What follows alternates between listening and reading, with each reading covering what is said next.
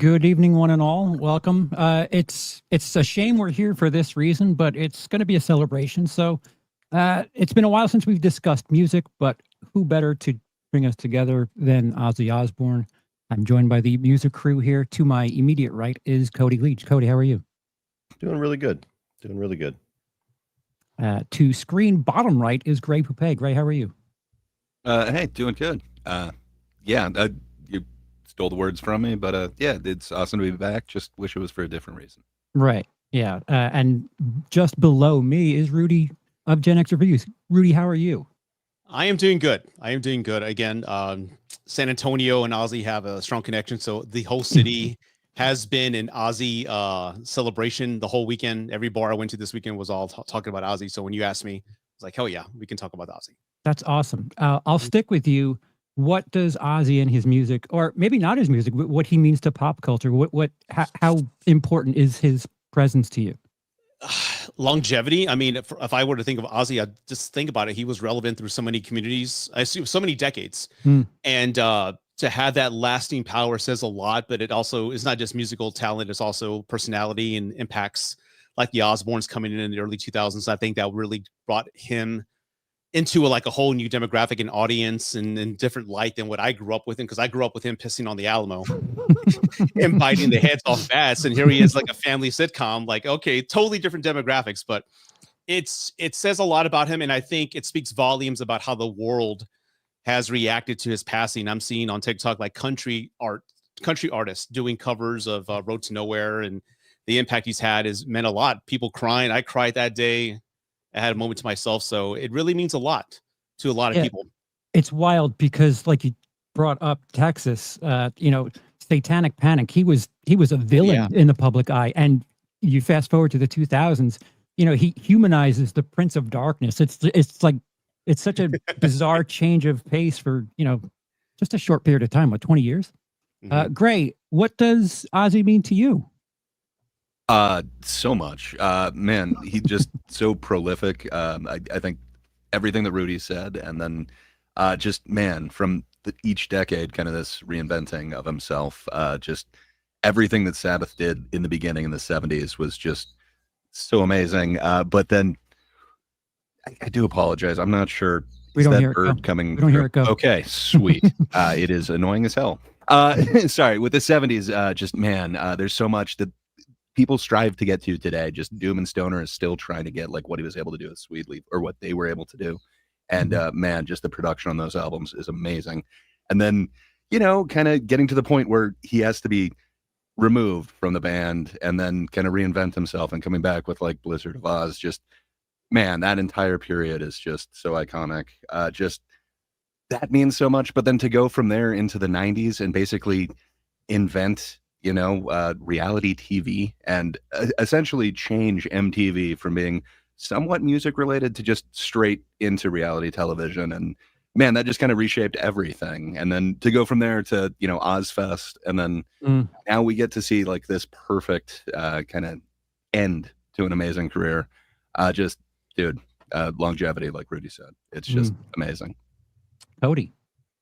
Yeah. I mean, I grew up in a household where Ozzy, you always felt his presence. My dad was a massive Black Sabbath fan, a massive Ozzy fan. There was always Ozzy posters and Ozzy box sets laid out. And, I remember very distinctly Live and Loud. My dad had the box set, and it had it was made like a speaker, and you could it actually had like a grating on it, like a front of a speaker. And I remember as a kid, I used to touch it.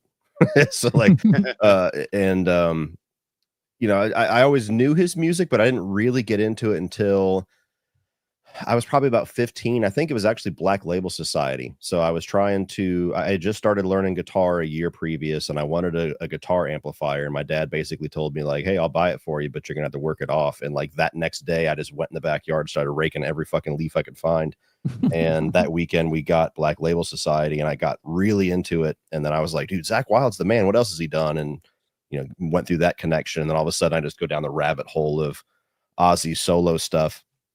And the funny thing about it is I loved so much of his music, and then yet I feel like I've barely listened to it over the last 10 years.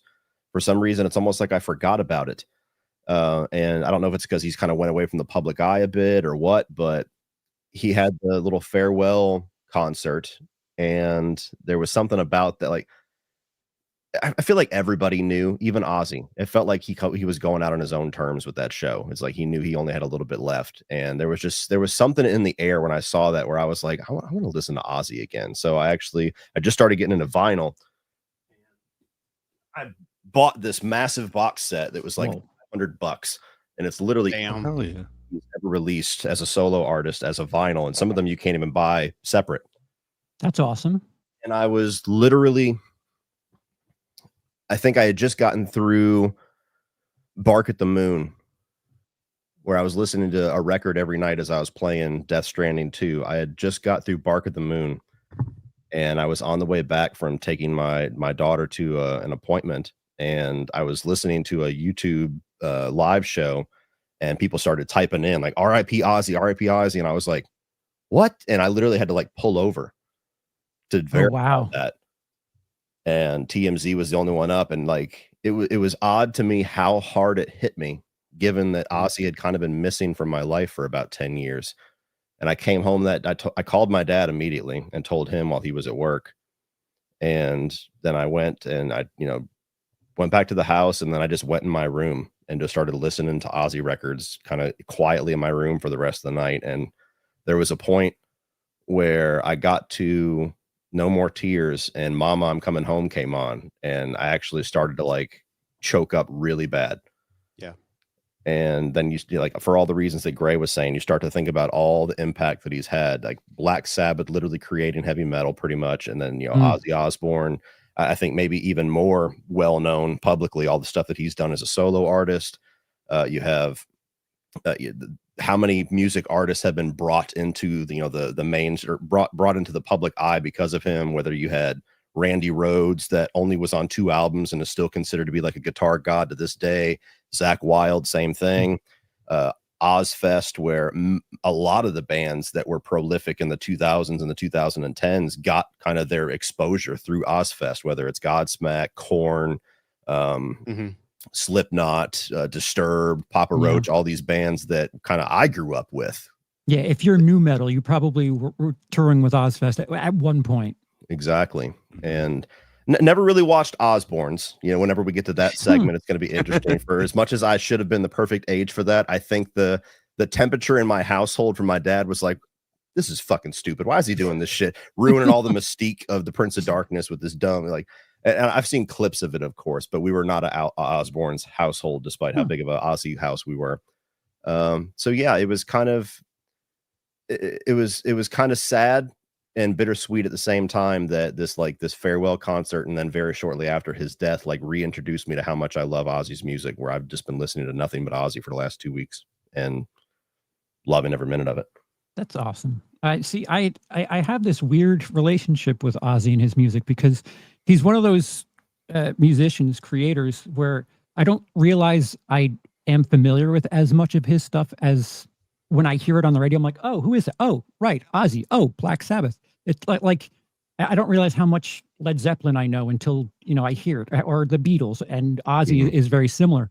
But there are moments that are quite important to me in my period. That the first CD I ever got, because I got like this boombox thing with a cassette player and a CD thing. It was my very own little radio. My first CD I ever got was Osmosis, and sort of important. It's a big on my personal timeline. And the failed first marriage, the first song that we came out to as husband and wife was Crazy Train, and that was aptly done, if I do say so. I think how romantic. Yeah, I think the writing was on the wall with that one. But yeah, that was planned. We kind of we knew it. But like as much as his music is important, I think culturally, I think anything music of a soundtrack or his personal appearances in movies. I'd like to forget that he was in 2016's Ghostbusters, but there's a ton of stuff like the Jerky Boys movie, which isn't good, but he's in that as well. Like his music's in a bunch of movies, and his persona is in a bunch of them. And His I best did. appearance ever was Little Nicky. Yeah, right. So like, there's that Osbournes period where I did watch the Osbournes, and I think I'm more familiar with him as like, this public bumbling father figure than I am with the Prince of Darkness. Like I said, he humanized that Prince of Darkness figure, which is, I think it's for the better, because it got all of these grandmas and shit to realize that heavy metal isn't, it's not doom and gloom like that. These are still regular people, Mhm. and yeah, so that's what he's meant to me. But he started out with the Black Sabbath band in the late 60s. A bunch of hits that, I mean, if you watch Iron Man, you're familiar with their music. A ton of music, like I said earlier, that I don't realize I'm familiar with. Paranoid, Black Sabbath, War Pigs, all tremendous songs. And I'm thinking, even if Ozzy didn't have a solo career, it would be important to the music world otherwise. Rudy, what does the Black Sabbath period of his music mean to you? I'll be honest, like when I first got into Ozzy, the first album I ever bought was a tribute to Randy Rhoads, like that blue and purplish black Where he's void. holding them up. Yeah, that's the first one I got. And it was because of Black Sabbath, but that was the first one I really dove into. But as I got older, yeah, just the staple they had. I mean, bringing the horror movie element into metal was, triggering for a lot of people. And again, my son, he'll probably laugh at me when I try to explain this, but for them to use a trichord, use the devil's chord in music to just trigger that response with people, I think that's pretty innovative and unique at the time. And they did have that impact. And the name itself, Black Sabbath, is just pretty dark as hell, man. And I do nice. Aside from, that's the one that's the first tape I've ever had in my life, that one.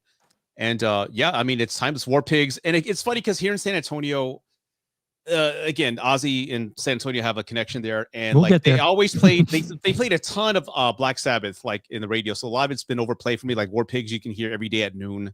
It's just there. I've heard it 1,000 times. Of course, Iron Man, Paranoid, those are all classics. But I think Paranoid was one of the first music videos I ever saw, and I thought it was look weird. I don't know if you guys have seen it, but it's just them with the green screen in the back with all these faces kind of just zooming in and out. But yeah, I liked them, but I was more of an Ozzy fan. That's when I was coming of age and started understanding Ozzy. And the first album I never got into was Shot in the Dark, but we'll go into that later. But yeah. Gray, what about you? How familiar are you with the Black Sabbath era? A ton. That's probably where I'm the most familiar. Just those first 4 albums.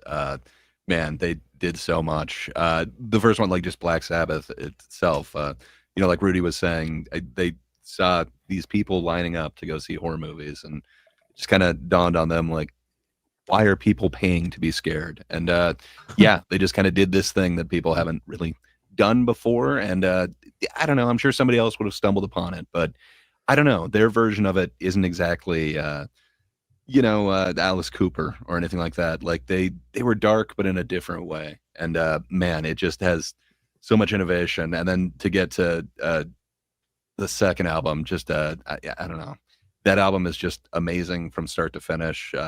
Paranoid, just man, everything on there is just a classic. Actually, one of the first songs I ever learned was so the very first one was a Nirvana song, but the second one is Iron Man. It is so goddamn simple, but man, is that just such a fun song to play. And just the fact that everything is just kind of on that one album, and then they go from that straight into the third one is just amazing, just kicking off with Sweet Leaf, just and that basically between that and probably Black Sabbath, they completely invented not only this kind of dark metal, but then man, that is what stoner rock and doom is trying to get to still to this day. That is the production that they're trying to achieve. And just man, there's so much impact. Volume 4, it's got some really good highlights to me, but yeah, it's not quite as on par with those first 3 records. But from there, Sabbath went on to do some amazing things. the further ones with Ozzy, I wish they kind of stood up to those first three, which are just like amazing to me. They are top tier. But man, what they were able to do with Dio and quite a few other singers, man, Sabbath is awesome. Yeah, the I'm Dio glad that they stuff finally got a reunion. The Dio stuff is certainly worth talking about, but we're compartmentalizing here. But yeah, Cody, how effective is the Black Sabbath era for you? It's still a little bit of a blind spot, but I familiarized myself with it quite a bit. As Gray brought up, whenever I started to learn to play guitar, because there was a number of Tony Iommi riffs that are very simple and basic to learn, but when you get them down, you feel like a fucking rock god, even though you're like a total new. Like as soon as you play like Iron Man, or you get War Pigs down, or Children of the I totally Grave, forgot about War Pigs. yeah, as soon as that one's amazing. As soon as you get the no, as soon as you can get that thing down, you're like, fuck yes, off to the races, bitch. So I learned a lot of their music at that era. I bought a greatest hits, and of course, I had all the the songs that you would expect. I'm much more familiar with the Dio era, which I know we're not talking about, but I'm kind of weird. A lot of bands that have like a singer switch, I almost always have the unpopular pick of thinking that the replacement singer era was just as good or better than the other ones. Like if you talk about Anthrax, Sammy Hagar, Van Halen, there's a ton of Van Hagar stuff that I love. Journey, Judas Priest. Yeah, there's a whole bunch of events like that where you get the super fans where they're like, nope, it could only be Ozzy.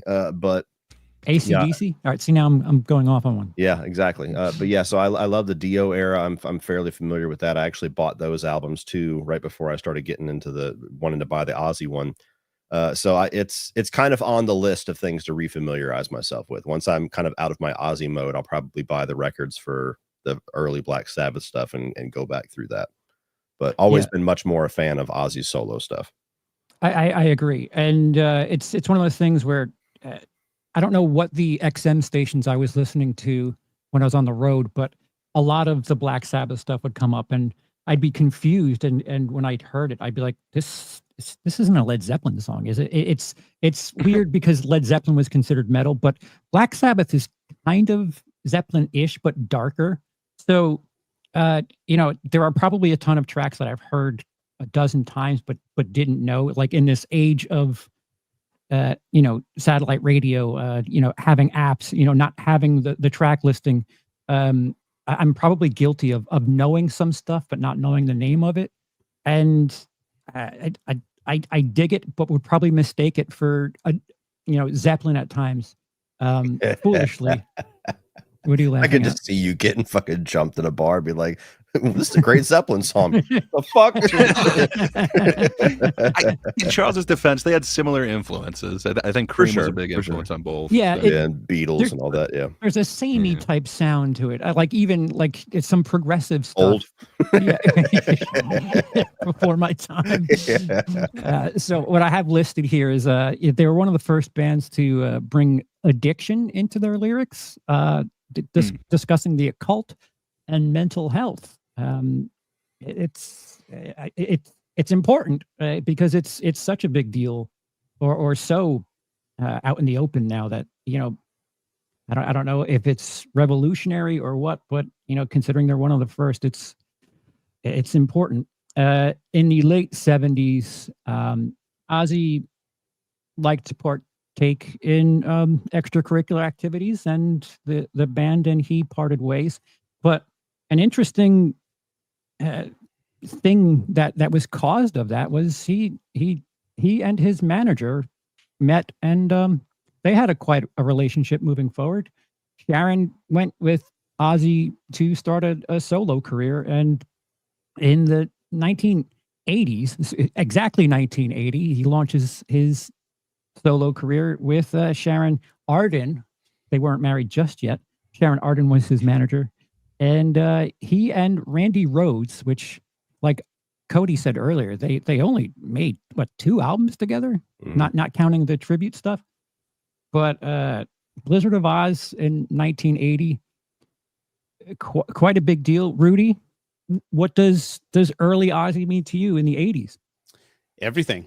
I mean, that's like when MTV, when we got cable, I was able to get exposed to Ozzy and Headbangers Ball and watching all these videos. And the first Ozzy video I ever saw terrified the fuck out of me. It was Bark at the Moon. And I don't know if any of you have seen Bark at the Moon, but as a 7-8-year-old watching it, looks like one of those old Hammer, horror movies.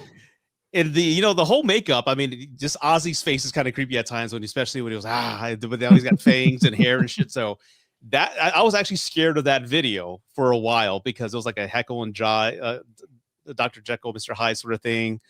But I just love the presentation of it. And I remember at the end of the video, they look back, Ozzy looks back and he sees himself waving. And I said, whoa, that scared the fuck out of me. I had nightmares, man, but that's when I got exposed to him. And that's when, like I said, my cousins would have this the Randy Rhoads tribute. So the first taste I've heard from Ozzy was the live concert that you see in that album. So Mr. Crowley and Crazy Train, I was used to those versions. So that's what the first tape I bought. But it was just a mainstay. He was a staple of the 80s. And of course, all the other things that he talked about that, we're going to talk about later, but biting the heads off bats, that he thought it was fake, but it ended up being a real bat. He was just always in the conversation of like what to stay away from. And Dice called it out in the live earlier about movie appearances. He was in the Trick or Treat as a pastor. That was a big joke at the time. That was a big joke at the time. Like, of all people, Ozzy Osbourne. These evil people have got to be stopped. It's like George Carlin as a priest in Dogma. It's like, what? Yeah. Of all people? Really? But yeah, he was just everything. And again, just MTV exposed more of him to me. And if we're in the 80s still, Shot in the Dark was, I remember the one where I was like maybe in 5th grade. I played the entire thing back and forth. The Killer of Giants, Shot in the Dark, all those things. Even the video of that woman turning into a demon scared me. That's how I was just, I was like, guess, I don't know. His videos were scary to me. They were. It's wild that, like you said, the fact that they were influenced by horror and to have existed in the era where music videos were a big deal, like borrowing from one another I think it worked. It worked quite well, if I do say so. So yeah, that's when I was really exposed to him, and that's when I really took it all in. But yeah, he was a conversation piece of everything. And of course, San Antonio already brought that up 3 times. But yeah, that's where I really fell in love with him. Awesome. Gray. Blizzard of Oz. Yeah. So I definitely knew this from just like pop culture. They definitely have done like Crazy Train and a bunch of things. Like there's a bunch of the Randy Rhoads era that I kind of knew from the zeitgeist, but man, I didn't get into it until I really kind of got into bands, and I just had this amazing virtuoso guitarist that I was playing with, and man, he knew a lot of the classics and what I needed to know. So he turned me on to a lot of the Randy Rhoads era, and then I really got into it. And man, what that guy was able to do and the impact that he was able to leave with just 2 albums is just kind of amazing. But I don't know, Ozzy would talk about him and just say, like, he had a plan for everything, where Ozzy was partying. Apparently when he got off stage, he would just start taking lessons to do classical guitar. He really had a want to progress and to be a teacher.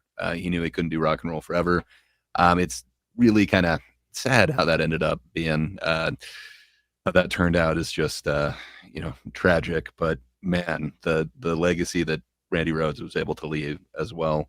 But getting into some of the more solo things, he also had like Jakey Lee for a minute, and then you get to some really fun guitarists like Zakk Wylde later. But we'll get there. Man, there's a bunch of little kind of nuggets of solid gold in between there for me. But something about those 2 Randy Rhoads albums, they hit so hard to me. Cody. Yes. Ozzy Osbourne's like path with his music, it echoes Metallica a lot, where you have the Randy Rhoads albums that they use similar bassists. Well, that is true, but no, you have Blizzard of Oz and Diary of a Madman as a combo are very much treated like the first 4 Metallica albums. Like, those are the beholden days, nothing can touch them, and they're awesome. Of course, I don't really know which one I prefer. Honestly, I think they both have some very standout ones. I think maybe I'm a little bit more burnout on the hits from Blizzard of Oz.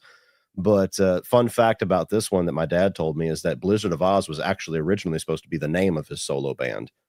And he ended up changing it, him and or Sharon, decided to change it to Ozzy Osbourne, and then the title of the album was Blizzard of Oz, and everybody in the band was like, "What the fuck, bro?" I guess like now they're just the side act.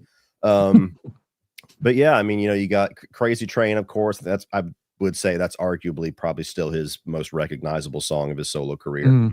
Goodbye to Romance, Suicide Solution, Mr. Crowley's another one that's always in high rotation. It's an album that made a huge splash and a huge statement, where a lot of times these stories where it's like, somebody gets booted out of a huge iconic band, that band continues to succeed. And then you have Ozzy come back with, Randy Rhoads, this new guitar virtuoso, and then just explodes onto the scene with this new music that's very different than Black Sabbath. It was a hell of a kickoff. Yeah, I would say around this time, if not shortly after, Ozzy kind of separates himself and becomes relevant, and pop culture is aware of his presence, perhaps for some unwanted reasons. But the early 80s is when he has the bat biting incident, a dove biting incident at a record label meeting. Later on in the late 80s, or the mid 80s, excuse me, the Suicide Solution, around the same time that Judas Priest had their lawsuit, where there was lawsuits because a couple of people committed suicide, and the parents were blaming the music. So around this era, Ozzy was popular, and maybe not for the best of reasons, but they say any publicity is good publicity. And I mean, he made a name for himself. And Rudy, I'm going to go ahead and transition to you, because what happened in Texas in this period? Well, before I get to that, I want to just mention the Suicide Solution song. That's on, I think, the tribute album, a live version. And I remember I had to skip it. I wasn't allowed to play it in the house because that song was so controversial. So okay, that one, and a few, Shout of the Devil. There's a few songs I couldn't play because this is the height of Satanic Panic, right? Oh, Motley Crue. Yeah, exactly. But in Texas, it was just like it became like an urban legend. It's just a myth, because again, Ozzy, this is a rock and roll city. To our detriment, we haven't really gotten past the 90s. It's all old school rock, and Ozzy is a staple of that. And That's the worst thing. It sucks. Like what about modern rock? There's nothing there. So him pissing on the Alamo was like a big thing. And believe it or not, us as San Antonians, we kind of liked it. We weren't offended by it. We felt like honored in a way. We're like, fuck yes, Ozzy, hell yeah. Like, and he was banned for 10 years. Like, believe it or not, when that happened, I think 81, 82, he was banned. So he didn't come back until I think it was like 92, 93. And that was like a big concert. I was too little to go. I couldn't go. But I remember that being the talk of the town, that we welcomed Ozzy. And again, nobody cared. I mean, we're actually kind of honored that he did that. But yeah, he was on a tear for a while there, but that was insane, dude. And again, it's funny because every time when I worked downtown, one of my first jobs downtown, and the Alamo was just right outside a mall, people would often come by, hey, where did Ozzy piss? I'm like, it's right over here, dude. Give me the map. Right. There's a little sign there. It probably will be. I don't know, man, now that he's passed. But that it was just it's just, you hear San Antonio, you hear the Alamo, it's either Pee Wee's bike or Ozzy. It's just one of those things. So it's not the real reason we like to think of the Alamo. Yeah, not the real reason. Real history. Ozzy and Pee Wee. Yep. Greg, what about you? What do you in the checkered past, beginning in the 80s? I didn't include his alleged snorting ants, but I don't think it's alleged. They put it in the movie. It's got to be real. Oh, okay. Well, if it's in a movie, yeah. I mean, come on. I mean, for sure, the 80s was a hell of a time. Dude definitely enjoyed his drugs. He kind of made no qualms about that. He has later said that he wished he hadn't done that, but man, he did some crazy shit on drugs, and especially in the 80s. I love the albums that we kind of got, but yeah, I think he did kind of go off the rails, so to speak. But you mentioned the dove thing. That actually came first, and that was definitely intentional, because it seemed like he did that to spite CBS, to just kind of shock them, and they ended up kind of kicking him out, and as he's being removed, he grabbed a second dove. They were going to do a dove release, and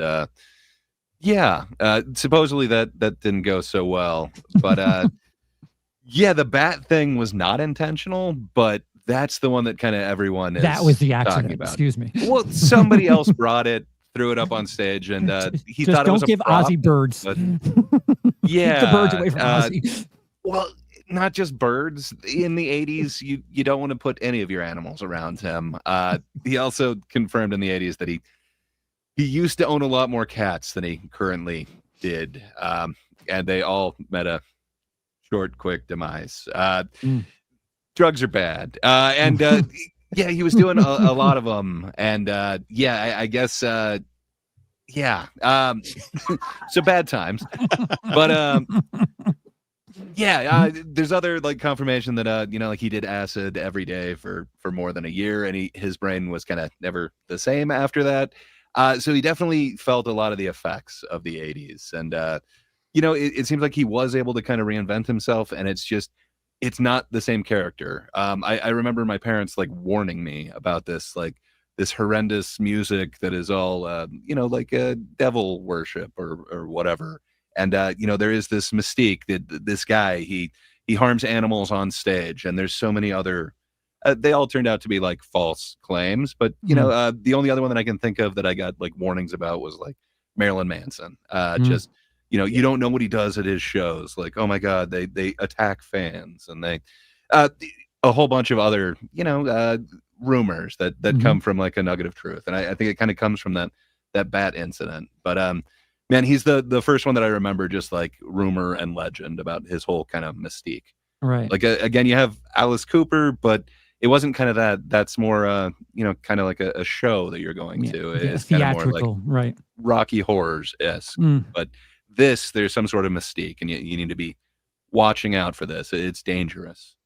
But man, was he able to reinvent himself just after that. Contrast that with my dad, and he's like, there's this evil bad man out there that bites the heads off of bats, and he incites riots, and he's satanic. So you're going to start with Blizzard of Oz. Here's Iron Madman. Oh, I wish it was that. Like I don't know, my parents just were not concerned with music. My mom just basically listens to like the radio, and then my dad like just Frank Sinatra and Jimmy Buffett, and that's it. So if it wasn't that, I don't know, too satanic. So I don't know, man. I would have died for that. That would have been awesome. It took me way too long to discover the greatness that was Ozzy. Cody, what does the extracurricular stuff mean to you? Not a whole lot. I mean, they've always just been stories I've heard. I wasn't around to really experience any of that. So of course, we've always heard the story about the bat and the dove and the Alamo and the Motley Crue stories of them trying to gross each other out. Like these are just like Ozzy legends. But they've always just been stories. You know what I mean? So I've always heard about them secondhand. They're just in the zeitgeist. Yeah. So something of an open question to everyone. Considering that time moves and the younger generations kind of look back at the older generations and shake their heads, the having groupies is viewed upon less favorably now. Some of these extracurricular activities are probably considered less than favorable by today's standards. How do you think musicians moving forward can create legend? Musicians used to be something of a bad boy. I mean, shit, with the Satanic Panic is plenty proof of that. Like, how important is stuff like this, considering it's not viewed upon favorably now, Rudy? Oh, we can start with me. Okay. I don't have to. Let me think about that. Okay. I think it actually kind of, I got to think about this a little bit more, but I think in a way it kind of hurts it because the accolades that these guys did, they're like stories and legends now. I mean, you've heard about it and people talk about it. I mean, people can't name an Ozzy album, but they know that he bit a head off a bat. Right. Right. So I think it adds to the mystique of a band to get word of mouth, because this is before the internet and things like that. So people are talking about you because of what you've done. And he never hurt anybody. I want to be clear. Ozzy never really hurt him. It's just the things he did that people just animals. out. So and ants. just animals. But and the Alamo. And the Alamo, it's fine. It's still here. But I think it adds to the overall mystique, and I think maybe that's why we don't have any true metal anymore. I mean, who are we talking about nowadays? We're not talking about anybody. As far as the metal community goes. The music industry as a whole just feels like it doesn't have the impact that it used to. I mean, a lot of that's just the way that it goes, where it's not album sales and all these things anymore. Now it's festivals and merch, and most people experience their music by whatever Spotify brings up next. Yeah, it's part of the reason why I kind of fell in love with vinyl. I resisted it for a very long time. I was like, I do not have the time, the money, or the space for another fucking collection. Oh yeah, I know. And what suckered me in is I started playing a vinyl, and I'm like, I miss the days of having to invest in listening to something where you have to dust it off, put it in, and then you sit there and listen to it. You're not like fucking skipping it. You're not having playlists. You're not having, Alexa or somebody like that go to the next song. And I've missed that. And I you think hold the music in your hand. You're holding it. Yeah, you're looking at the liner notes and everything like that. So yeah, I just think the way people's relationship with music is so different nowadays that it's just never going to be the way that it was. I don't think we're ever going to have rock stars the way that we had in the 70s and the 80s and the 90s. I mean, for many reasons. And if you just want to talk about controversy stuff, I mean, yeah, as a society now, it's like, I'm sure there was a lot of people that were very up in arms about it at the time, but those stories are told like they're cool. Right. I mean, like Ozzy bit the head off a bat, he pissed on a national monument and everything like that. It's like, oh fuck yeah, that's metal. But nowadays, like, Dave Grohl, he has a illegitimate child, and everybody's like, oh, never listen to him again. Right. It seems like by today's standards, the bad boy he said the F word. Like, is that really it? that's your bad boy? Oh, okay. Yeah. And if you think about it, like all the controversy as far as like sex and groupies and things like that, I mean, maybe that's frowned upon now, but if you look at the hip hop, like a lot of the videos and lyrics are more sexual now, and there's artists that are dancing with their ass cheeks hanging out and clapping it, on stage. And okay, there's still controversy, but maybe you just switch genres from metal to now this area. And because it's what people gravitate to nowadays. Metal was in the 80s, so I guess whatever genre is hitting all the clicks and all the downloads and all the buys, they're going to kind of bring that era or that controversy to that space. I'm thinking out loud, but yeah, you don't see it in metal anymore, but you do see it in hip hop. I mean, there is some sort of mutual decision making in that. Like these experiences are quite social, whether it be groupies. Like, it's not like they were they were voluntary in a lot of instances. Drugs, it's quite a social experience for certain people. Like I don't think these rock stars are 100% guilty of things. Like, it's certainly a team thing in a lot of instances. Grey, I didn't get to you. How do you feel about modern music and bad boys, and like what is there moving forward? Yeah, I'm all for it. All of the above. Bad boys and modern music. Let's do time to bring it back. No, I think you're right in a way. Like it has kind of died down as far as metal. It kind of seems like there's a bunch of different ways that metal is kind of fracturing into different genres, but there's some amazing shit that's really going on. Like some of these modern metal players, man, it's so much tapping and kind of slapping mixed with like some MIDI instruments that are also triggered, and man, what they're able to do is just like so crazy. And then with the down tuning and like some gent elements in there, there's some really I'm talking about drugs and sex, and you're bringing on Tosin Abasi. We get it. No, I was thinking more like Polyphia, like things like that. Like there's some kind of crazy ways that metal is going. But yeah, you're right. Like it's not like, I guess for them it might be kind of like boy band metal-esque thing, but it's not exactly the same thing. It's not like this down and dirty thing that Ozzy was able to kind of create a bunch of different times. Not only was he able to, kind of create this dark thing that kind of started metal or heavy metal back in the 60s and then 70s. And then, man, when we get to like this 80s, this completely drugged out just craziness that, you might actually get hurt. Apparently, he would take some innards and would actually throw them on the crowd and stuff. So when a bat was thrown on stage, it wasn't that weird. But playing with a bunch of different bands. You know, that legend kind of grew, and they did want to try and top that. So I know there was this Swedish band that we toured with for a minute that they actually took a butchered goat head and they had it on stage with them. We were kind of towards the end of their tour, and they just kept it in a cooler.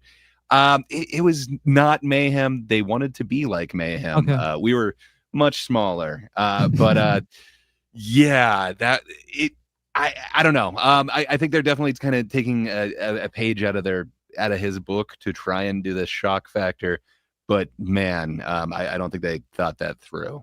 But yeah, I mean, everyone's going to try and push the limits, but there is modern music that is pushing limits. But you know, like Rudy was saying, I think it is kind of more in that hip hop, a little bit of punk genre. You know, Bob Villain just recently became like a real villain to a lot of people on the internet. But man, that is saying some really controversial shit and getting people to think a certain way about music and just expressing your opinion. So it's opinions now is what the bad boy thing is by today's He didn't standards. actually bite the head off an animal on stage, but you know, it's still controversial. It's making news. People are talking about it. Yeah. It's getting banned in venues. So I don't know. There's shit like that. There's different ways. I don't know.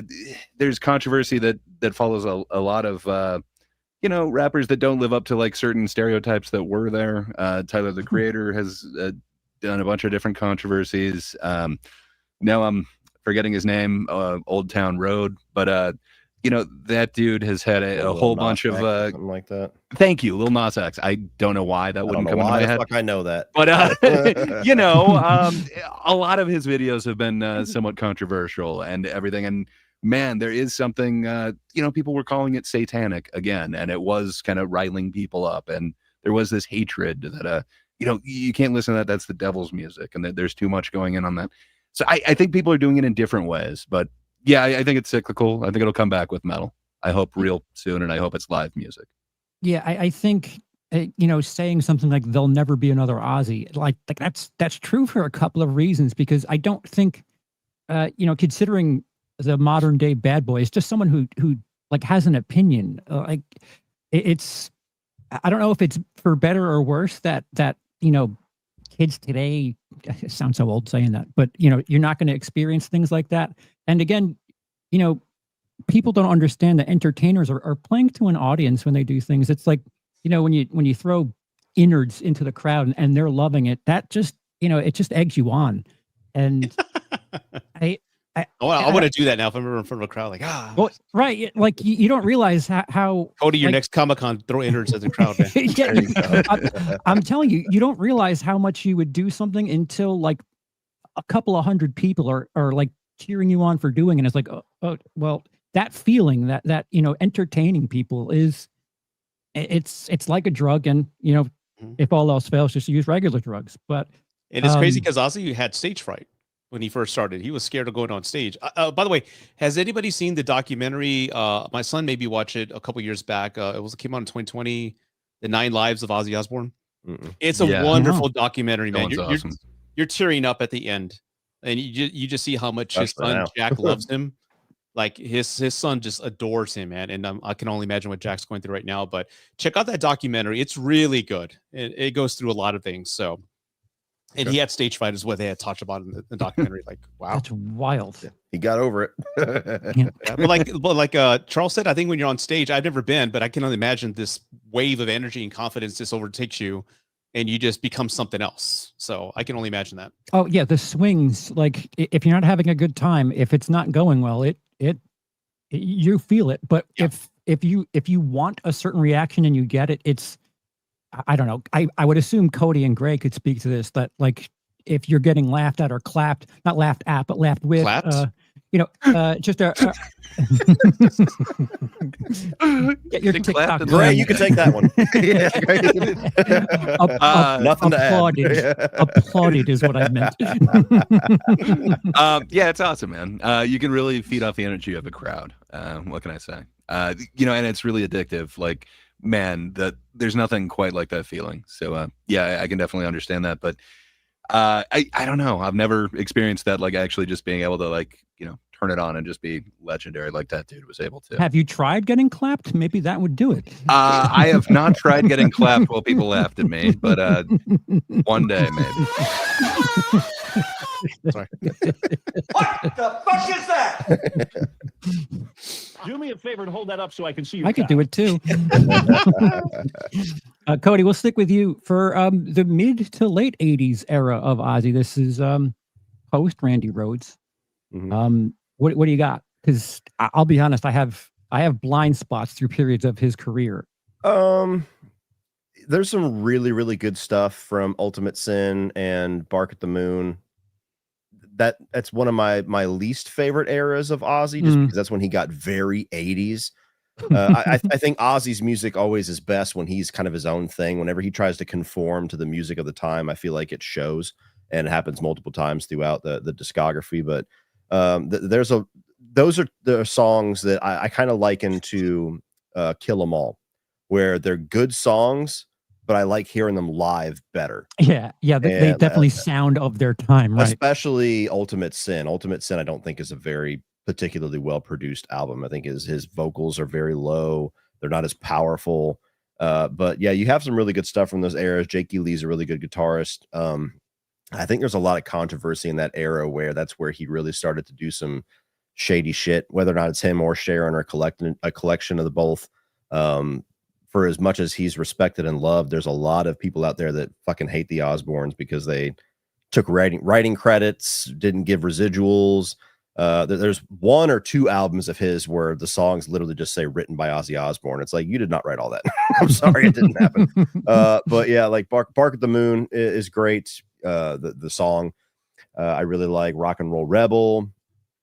Speaking of what Rudy was talking about earlier, of a music video that scared him. It didn't really scare me, but it was like, what the fuck is this? The video for So Tired is so weird because it's Ozzy with he's like playing a troll or something like that. And I just remember the video where, you know, there's a melody line where it goes, I'm so tired. And there's somebody goes, so tired in the song. And every time it went to that part, he'd be doing it and he'd go, yeah, and it is looking at the camera, and I was like, this is fucking weird. So I always remember that one. And then Ultimate Sin has some really good stuff too, like the title track, Killer of Giants, Shot in the Dark is probably his most popular song, I think, from that era, I would say. Oh yeah. And then you have No Rest for the Wicked, which I will say is probably his most underappreciated album. I don't know why this album gets overshadowed so much by the 90s era Zakk Wylde stuff, but almost every song in this album is fucking awesome. I mean, Miracles, Miracle Man, Crazy Babies, Breaking All the Rules, Fire in the Sky.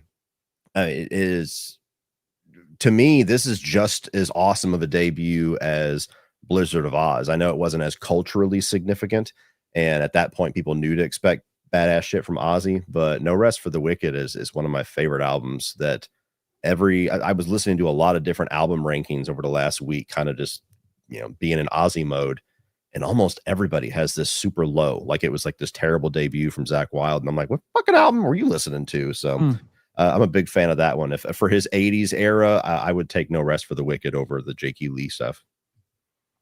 One thing I forgot to mention, in '88, MTV played this video non-fucking stop. It was Close My Eyes Forever with Lita Ford. Oh, Lita yeah. Ford, Yeah. They overplayed that like crazy. I loved it. I could sing it by heart right now if you put me on the spot, and then I'm not going to do it. But that video was just, I remember like I had all these metal magazines and there was a centerfold of him and Lita Ford, like, you know, so Yeah. I had Rudy that was in my looking room. at Ozzy. Huh?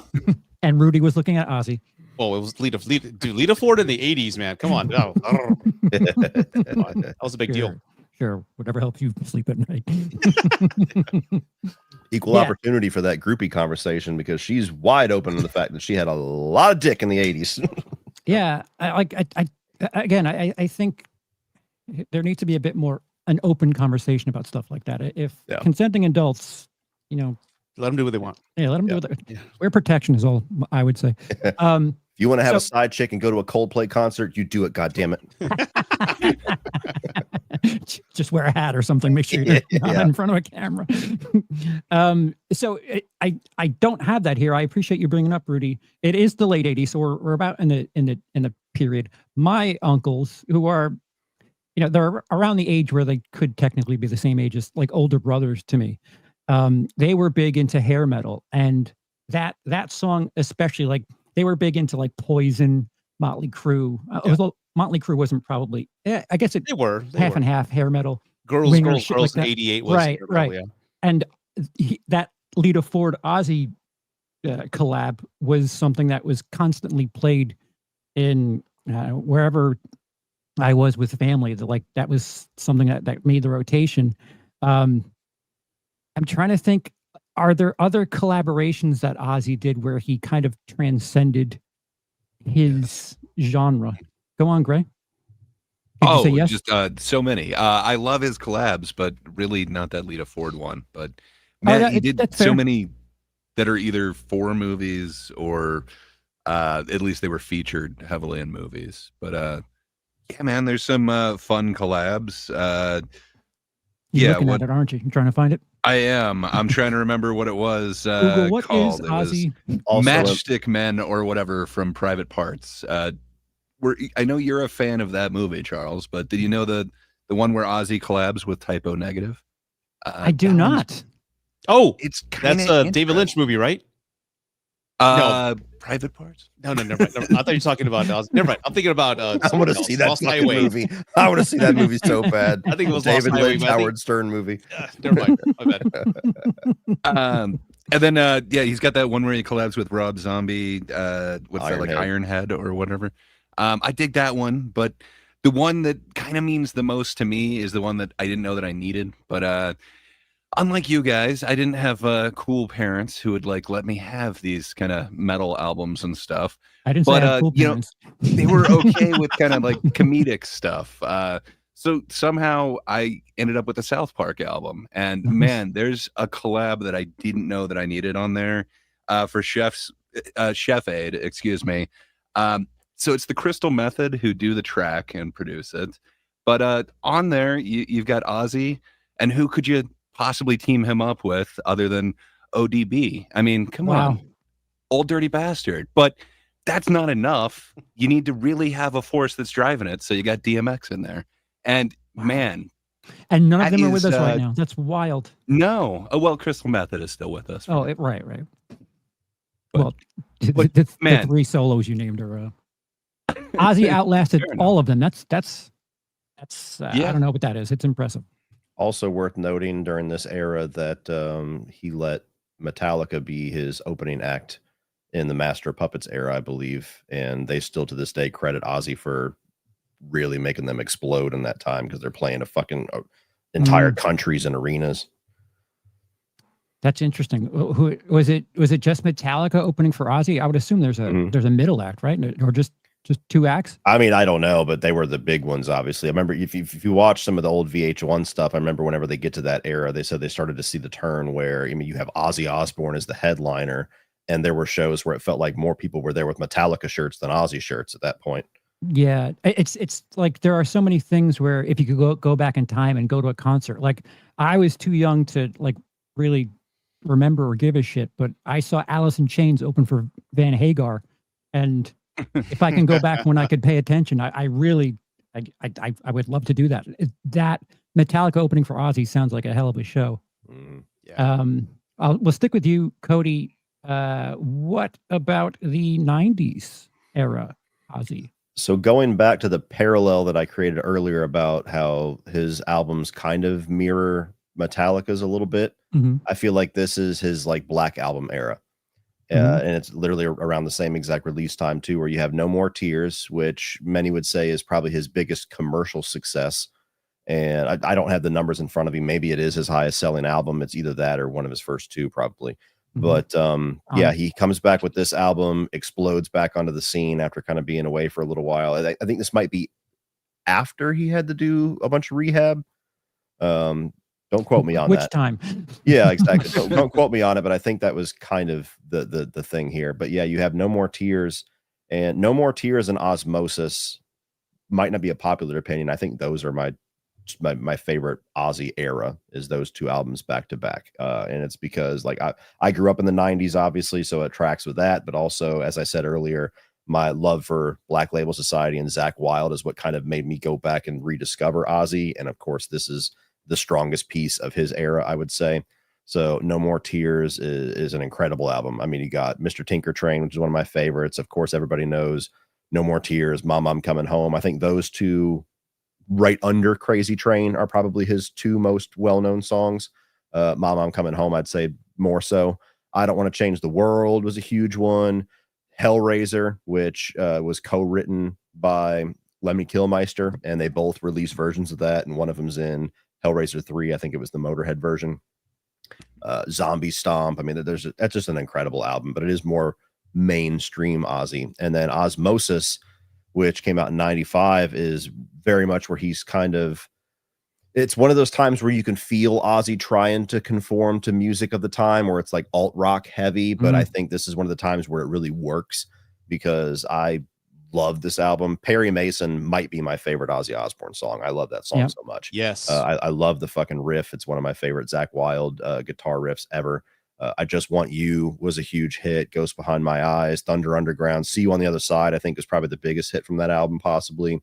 That's an album that I can listen to front to back, just like with No More Tears. And so that the 90s era Ozzy to me is when he was the strongest, when the music was the strongest. I know that's, most people would say the first two. This is my Blizzard of Oz, Diary of a Madman, these two. And you're right, No More Tears, 4 times platinum, his highest selling album. Yeah, I figured. Rudy, 90s era Ozzy, what do you got? No More Tears for me. I was like a freshman in high school when this came out, and this was like a wonderful year. This early 90s era, because you had the Black Album, you had Nirvana, you had Back in Black. Back in Black. Yeah. Sorry. Then you had the Megadeth, not Symphony of Destruction. It was called Countdown to Extinction. Yeah, you had that. Like you had like a resurgence of just metal, and Ozzy coming back and just having this kind of like this new sound with No More Tears is again one of his best albums. And for me, the one album that one of my favorite Ozzy songs that I even played it on my little tribute video that I made for him when he passed, was Road to Nowhere. That's one of my favorite songs in the No More Tears album. But again, it just came at a time where just it was like this one last heavy breath of just metal before things kind of went to grunge and hip hop and all that. But just to have that album there, it really connected with me. It'll always remind me of that early 90s genre. Just Ozzy was still here. He was relevant, a new sound. It was critically acclaimed. Again, one of the best selling albums. And then I remember I was going through a breakup in 95, and I found the Osmosis album. And that album, that will always stay with me. I don't know if anybody, I'm pretty sure we're all human, right? When you're going through something really emotional, like heartbreaking, and you play a song or an album, you will always feel like you're in your 1985 Firebird that overheats all the time, listening to that song, man. And that's what I was going through. And See You on the Other Side connected with me. Perry Mason, I love that song. I don't think it gets enough attention. Me too. I agree. Yeah, Perry Mason. That's awesome. But yeah, I mean, it just showed that he was relevant. And again, in the 90s, a lot of things happened. I just want to shout out San Antonio again. The movie Airheads, the movie Airheads with Adam Sandler and Brett, all those other guys. There's a quick scene in there when they're talking about like they're going to go to jail. Don't worry about it. We're going to come back just like Ozzy. He was banned from San Antonio 10 years. He came back and kicked ass. Yeah, it's like fuck yes. That was a big deal to us. But then Ozzfest started in '96, and that was a big tour. I went to a few of those here in San Antonio as well. And again, it was kind of like he kind of saw the end of the road coming at the time. I think that was one of his last farewell tours, and he retired. Then he went into the Ozzfest, and he went into like the promotion business with doing Ozzfest. So he was like branching out, and then he did, a few years later, the reality show. So I can see him branching out to get outside of just music. And honestly, for me, like I was telling you guys before we went live, like I know Ozzy had albums like in the 2000s, but I can't name one like that. But that was like my final connection with him, with Ozzy. Those 90s Osmosis is just one of the best, along with No More Tears. And of course, going to the festivals. Gray, the 90s Ozzy. Yeah, my story is almost the exact same. Just boring. Again, I got into it way late, but I still knew almost everything from No More Tears. Just, man, it's in the zeitgeist. It was just on the radio.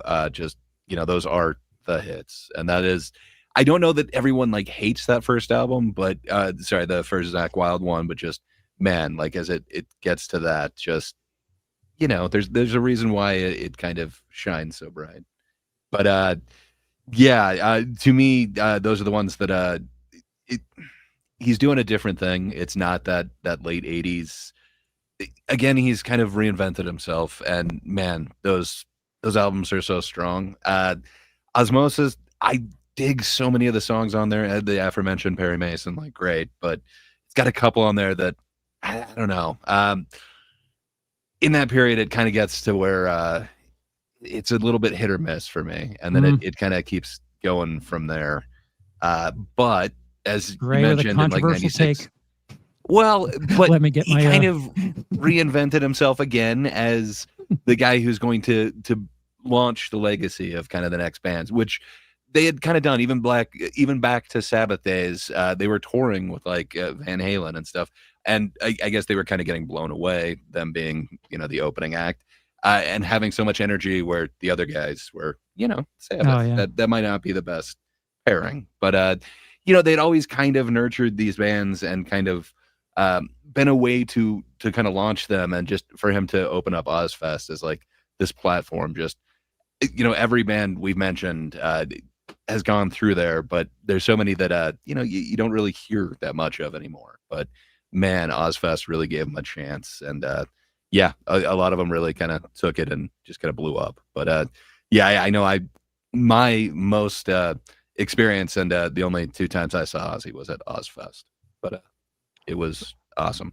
That's awesome. Yeah. So like I brought up earlier, so nostalgia, there are pieces of Ozzy in my personal story, and Osmosis is you know, as much as I'm sure I heard Ozzy songs prior to owning an album, like Bark at the Moon, I like Rudy said, there's not a chance that I didn't come across that video like on MTV at some point, or being in the same room as my uncles or something, and they're watching like Headbangers Ball and it's on. But I actually, because of Perry Mason, I wanted the Osmosis album. It was my first CD. And, you know, when you only have 2 or 3 albums, you listen to all of them all the way through.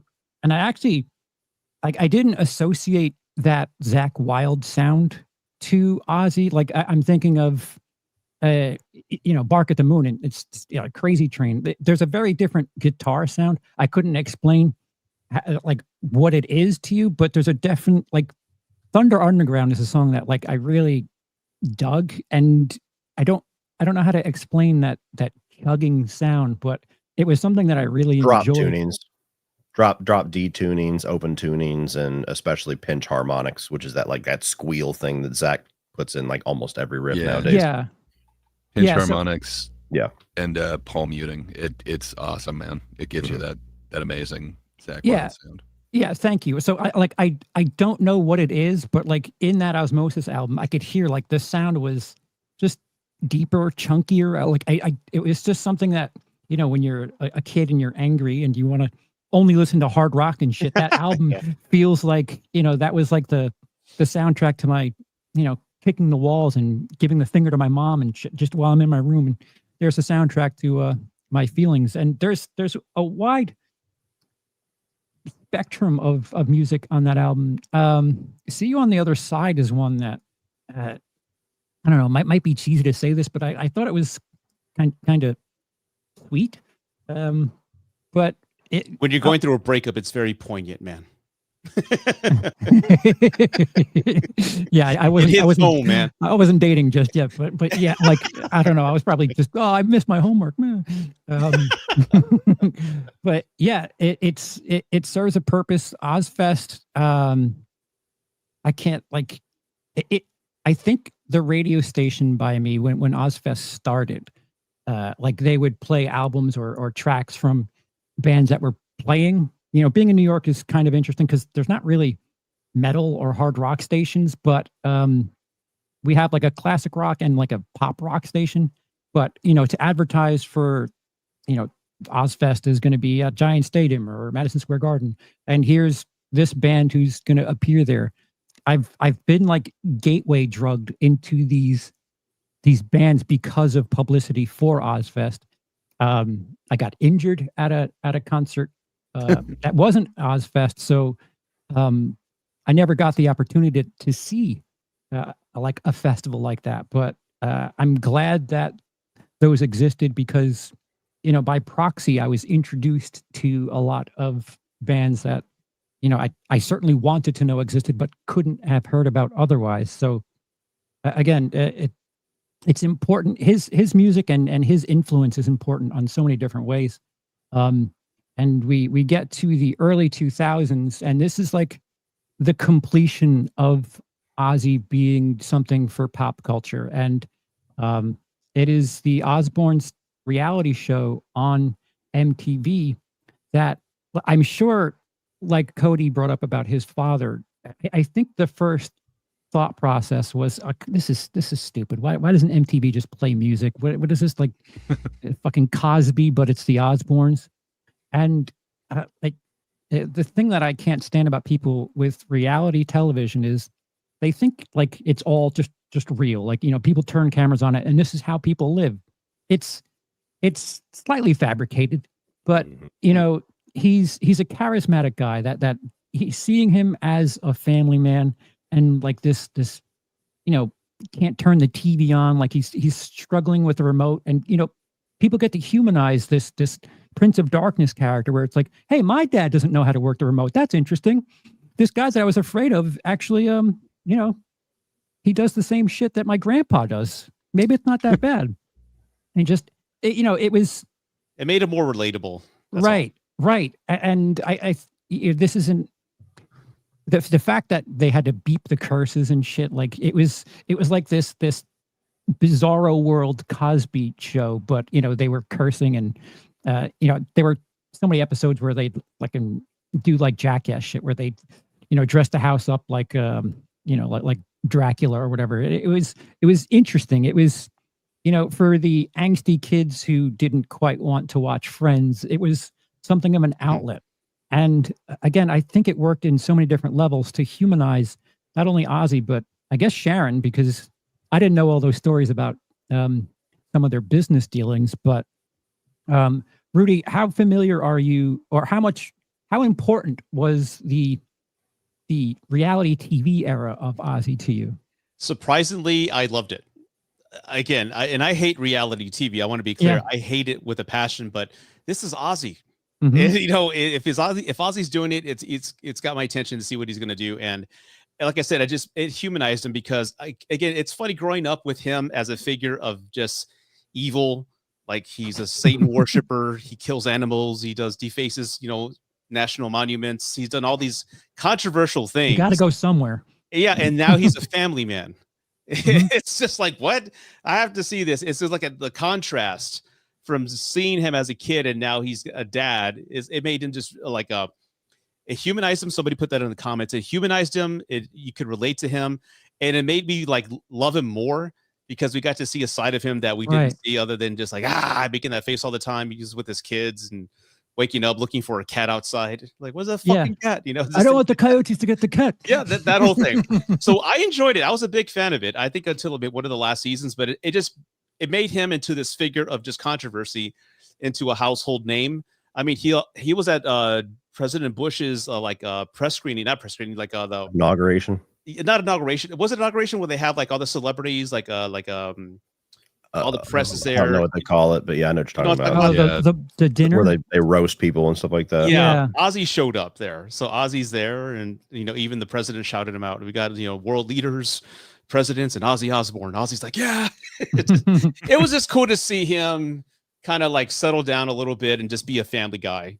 And I love the show for what it was worth, and I think it just brought his brand to a whole new audience that maybe had forgotten about him.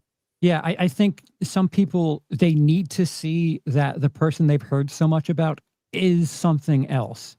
They only know of him as the guy who peed on the Alamo, the guy who's, got a song about suicide. To see like, oh, he's a normal human being like the rest of us. That stuff is all for show. Like, some people need to see that other perspective to be like, oh, okay, he's an entertainer. Like, yeah, he's an entertainer. Stupid, of course. You need to see him yelling at a cat in his house to realize that, some of this is for show. It's, I think it serves a purpose, whether or not you respect it or not. I certainly feel like some of it's certainly fabricated and leaned into a little too hard. And like someone said in the chat, the Kardashians owe a ton to that Osbournes format. Thanks, Ozzy. Yeah. We all owe a ton to Ozzy. But yeah, no, exactly what you were saying and what the chat was saying about humanizing him.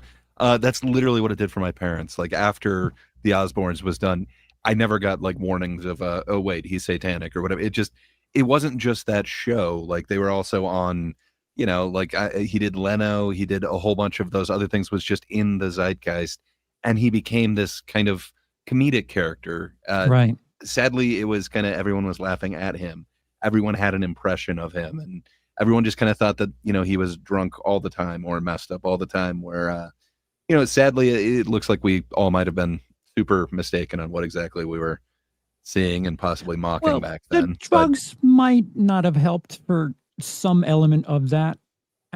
True. I mean, I'm going to talk about the neurological issue in a second, but I don't think he helped himself with his early 80s stuff. But it's not the Prince of Darkness. It's not there's this dude who just attacks animals. Instead, you see him extremely loving with animals and having almost a menagerie, like a little tiny farm. And then, man, so many donations going to animal rescue centers from there. Just, it's kind of this complete reinvention of this character. And it is kind of how a generation kind of knew him. But at the same time, he's building that empire and giving away for, I believe it was only 3 seasons, right? But still, it really paved a way for his kind of children to have a launching off. It is kind of a nepotism thing, but at the same time, they didn't just go into the exact same thing. Both of them kind of tried music, but it seems like they both went off and did like their own careers in a bunch of different ways. It's kind of amazing. And then the residuals, like I don't know, that's an awesome way to set up your kids in a way, as long as they're cool with it. Seems like not all the kids were cool with it, so there is kind of the kid that nobody talks about. Yeah. So as the person with a small zoo in their house, considering how much he gave back. Well, not you, Cody. I think Gray has you beat by a couple of animals. I thought you were talking about my kids. No. Considering how much he donated, is that enough for you? Considering how you feel about animals and him and his history, did he amend himself?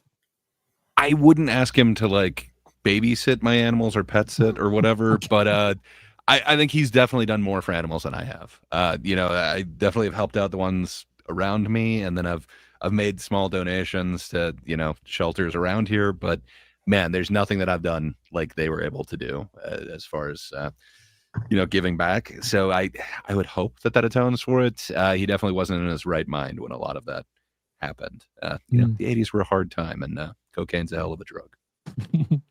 Cody, what I know you said you haven't watched the show that much, but what does this like entertainment era mean to you? I just remember him being a household name. Everybody did Sharon. Everybody, it was like a catchphrase. He was in a lot of different commercials. I remember one commercial played when I was in junior high all the time, where his kids turn into the Osmonds, and he wakes up and he's like, "Sure, the kids turn into the Osmonds," and he turns over and it's Carol Brady. I remember that. You have Austin Powers and Goldmember, and he shows up, boobs. He shows up for that one little bit there.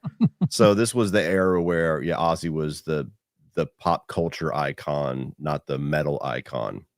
But I've only ever seen clips of the Osbournes. I've only ever seen pieces of it, and like I said, the attitude in my house was like, he's the Prince of Darkness, and now he's got a show where he's struggling to microwave popcorn. This is fucking embarrassing, but everybody loved it so much. And so, I might have loved it if I had watched it as a kid, but it was always just kind of like, Dad says it sucks, so we're just gonna say it sucks and move on. I think they leaned into it a little bit too, like when they were setting up for a concert, and Sharon has bubbles. And he's like, I'm the Prince of Darkness, so I can't have bubbles. Like, what the fuck is evil about bubbles? It definitely had to be somewhat scripted, but sure. I know maybe it wouldn't hit the same since you haven't seen it, but a few years ago they kind of went through and did like commentary over a bunch of those. I've been watching some of those this last week, and it's still it's fun to see that slice of life, just that weird time capsule. And I guess it was 4 seasons of it, not 3. My bad. Yeah. So Gray touched on it, and again, I don't realize how much Ozzy and his influence parallels me and my personal story. But yeah, the thing that people talked about with Ozzy in the reality TV era was like he had something of a stammer. People thought he was drunk or high or both. But it turns out that, you know, with his recent diagnosis of Parkinson's, that is very possibly what happened. And again, drugs could speed up that process. But knowing that series happened over 20 years ago, and as someone, if you watched me longer than 5 minutes, you realize I have a stammer, I have a neurological disorder. It lets me know that, you know, considering I'm not going to get to the size of Ozzy or anything, but you know, he stayed in the public life and, you know, managed to create and continue his success. But it's just something of, I don't know, it's motivational for me, considering that you know, people have a misconception about things, but just knowing what my issues are, and I don't know what my future holds, but if I could just use his storyline and how things worked out for him, you know, it's not immediate. He kept going for quite a while, and if you thought it was drugs or alcohol, and if they influenced that could be the case, but it's I don't know. I don't mean to be too mushy, but there's a soft spot that I have there for that.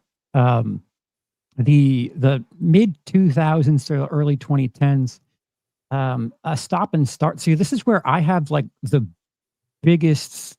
I don't know. I have something of a blind spot, because the next thing I have after the Osbournes is him being diagnosed with Parkinson's in 2020. But he got together with Black Sabbath again at least once, right? Yeah, they did the 13 album. Mm-hmm. He had the album Down to Earth come out in 2001, and again, it very much felt like he was trying to kind of conform to like that new metal post Marilyn Manson type era, where Gray was saying Osmosis Onward is like very hit and miss. For me, it's Down to Earth Onward. And so this one you have, like, I think Gets Me Through was the big single, and it's where he's basically like, I'm not the Antichrist, I'm not the Iron Man. Never been a big fan of that song, but Facing Hell is a pretty good one that's heavy. He did a cover album that I still have never even listened to in the mid 2000s. And then I have very distinct memories of when Black Rain came out, because it felt like it had been a long time. And this was the year that they did the free Ozzfest. I don't know if everybody remembers that, where there was this big publicity thing where they were announcing the prices for the 2006, 2007 Ozzfest, and it's him and Sharon, and he goes on a big whiteboard and he writes free. And I remember it because there was so much controversy and bullshit and outrage over how ridiculous the ticketing system was, where you had to like reserve it with ticketing numbers, and then people were scalping them. And Black Rain fixed it. Black Rain came out. Black Rain came out. And I remember in every single one of the albums, if you bought it, there was a code where you could get into Ozzfest.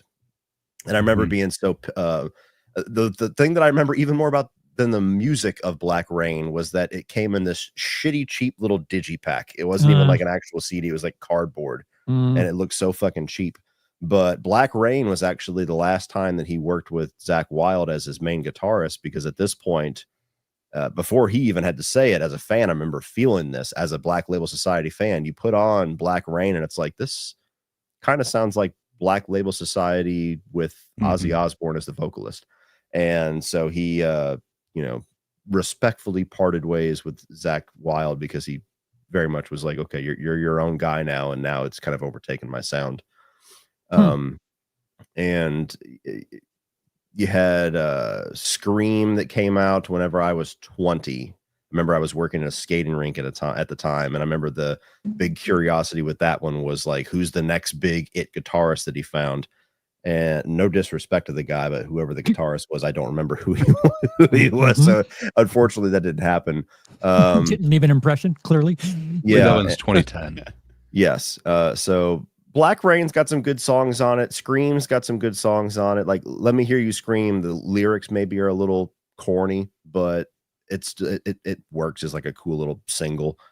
The funny thing is, my buddy Blasco, who's the regular bassist for Rob Zombie, he was the recording bassist for Black Rain and Screen. So I've tried to like re-listen to those albums and kind of give him a second chance here recently, and kind of try to see a little bit more of those.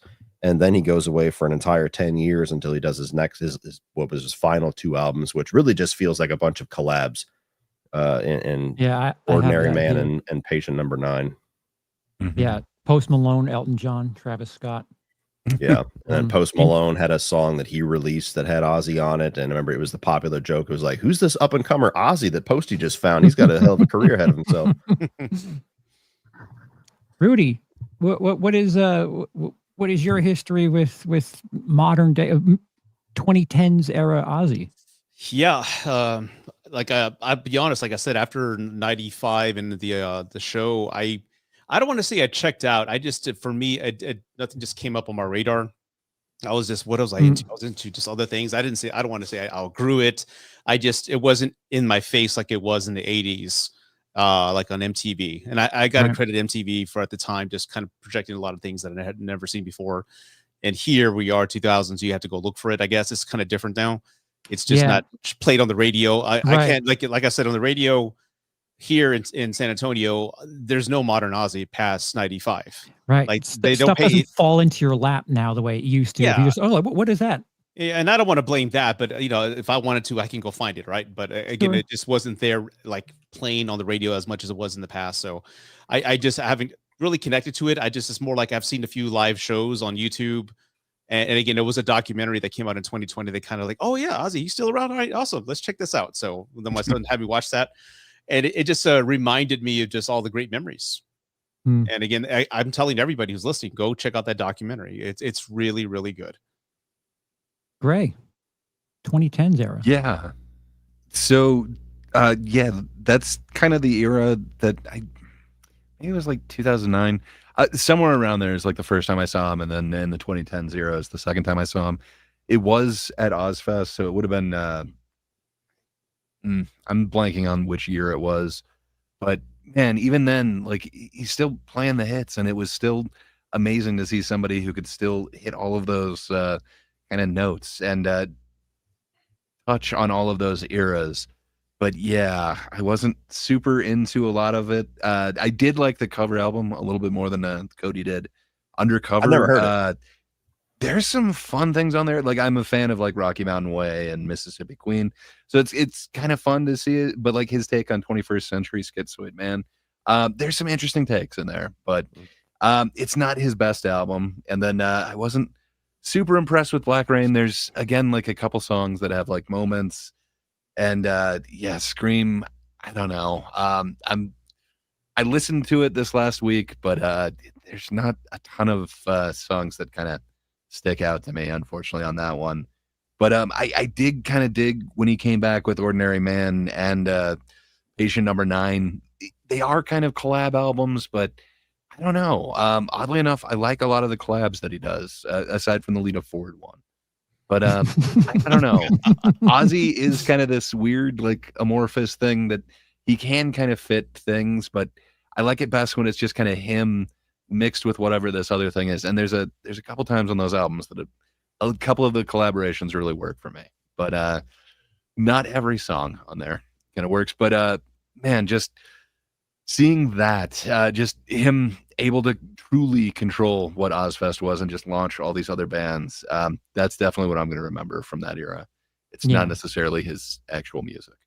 Yeah. And, getting into the 2020s, he has his Parkinson's diagnosis. He has a couple of falls, a couple of scares in the 2020s, has a informal retirement, and then leading up to the reunion/final show with Black Sabbath, which I don't know if there's a better way to go out than that Black Sabbath, that tribute concert that, only was just 3 weeks ago, 2 weeks prior to his passing. I didn't want to, but I guess it's important to know the story behind why he was seated and that he had to be in his seat. And I think it's romantic. It's sweet that they explicitly told him and the band members he can't stand up. He's going to fall. And again, going back to what I said earlier, the crowd reaction was so strong that he wanted to stand, he wanted to get involved, and they had to keep him down in a chair. Like, I don't know what the right answer is, but if he knew he was going to go in 2 weeks, I don't know if there's a better way to go than celebrating with a couple of dozen thousand fans. But I don't know. I'll pass it to you, Cody. How did the hurrah go for you? Yeah, I have yet to actually like watch the entire show in its entirety. I've only seen clips of certain covers, and of course, I listened to a number of his, and I was surprised how good he actually sounded, because it definitely felt like on those last 2 albums, especially Patient Number 9, that his vocals was very heavily enhanced, and yeah, it just in a bittersweet way, the fact that he passed so soon afterwards almost makes it infinitely more powerful. Right. Like I said, it really felt like he went out on his own terms. The farewell tours, farewell shows are kind of a joke nowadays because Right. almost no band fucking actually sticks to it. Motley Crue retired, then they had the big stadium tour, and then Slayer made a lot of them retire, and now they're touring again. And every band comes back as soon as the money dries up. And so the whole farewell thing doesn't really have a whole lot of special quality to it anymore because you don't really believe it. And so you had this one where he's seated on this throne, and you get a lot of covers from different eras. You get his, he's on stage with Zakk Wylde doing a bunch of Ozzy Osbourne stuff, and then closes out the show as it was titled Back to the Beginning with Black Sabbath. And the fact that he dies 2 weeks later, it just makes that whole thing such like this almost haunting, bittersweet event that I don't know if there was a better way for Ozzy Osbourne to go out. Like, I did not want him to have I don't think anybody did, especially him, wanted to just be like, oh yeah, he released an album in 2022 and then 2025 he passed in his sleep. This was like him saying like, I'm out of here. Love you guys. And it just kind of chokes me up. But it was so powerful before he died, like I said, that I dropped some serious money to get these vinyls because I was like, I want to get back into Ozzy. Like there was something really powerful about him doing that. And then I barely got halfway through it before he passed, which just amplified everything. Sure. Gray, are you familiar with the Back to the Beginning concert? Yes. So sadly, this has been one of the most expensive years. But when I heard this and kind of who all is going to be there, I actually kind of looked into it, and it's like, maybe I could swing it. And I really could not. It really sucks. I made a bunch of poor decisions, and then my wife got very injured. So this has been really expensive and not the best year, but man, would I have loved to be at this actual show. And then I wish I had realized that you could actually get a stream of it for only $30 at the time, and it would be the entire thing. I just assumed it was going to be so much longer. So I wish I had watched it live, but man, it starts out with Mastodon, Rival Sons, Anthrax, Hailstorm, Lamb of God, Tom Morello, Jack Black, Gojira. Then you get a drum off between Travis Barker and Chad Smith. You get Pantera, Tool, Slayer, Fred Durst, Guns N' Roses, Metallica, and then you get to Ozzy, then you get to Black Sabbath, and just, man, I don't know if there's a better show than that. I hope Jason Momoa fucking crowd surfing. Yeah. Oh yeah, he was there. I just he was the host. Wish I was there. Wow. I am so jealous. But I was kind of watching. Both Jim Norton and Jim Florentine are huge fans. They ended up going there, and they kind of did they were able to be behind the scenes. In fact, Jim Norton was in a photograph or in the video where Ozzy's daughter got proposed to in front of him. So that's kind of awesome. You get to see some background information and footage on that. But man, it seems like it was an awesome trip, and the fact that they were able to pull it off there where it came from and just kind of bring it back home. I don't think there's a better way to go out in rock. Just, man, good for him. I think he was able to live the dream and just to not look like a shell of yourself on there. Like, yes, he was chained to the throne. They obviously did that for his safety because they knew he'd want to stand up, and he did. But you can see how much he wanted to. But still, he did not look like a shell of himself. He just looked like he was having a hell of a time with it. So, hell yeah. I think there's nothing more metal than the way that he went out. Right. That Rudy. clip of the proposal was hilarious because if it was anybody but Ozzy, they would have ruined the proposal. But because it's him, it makes it all the more awesome. Where Sid Vicious comes in and he gets on one knee, and you just hear Ozzy, "Oh, fuck off! You're not marrying my daughter."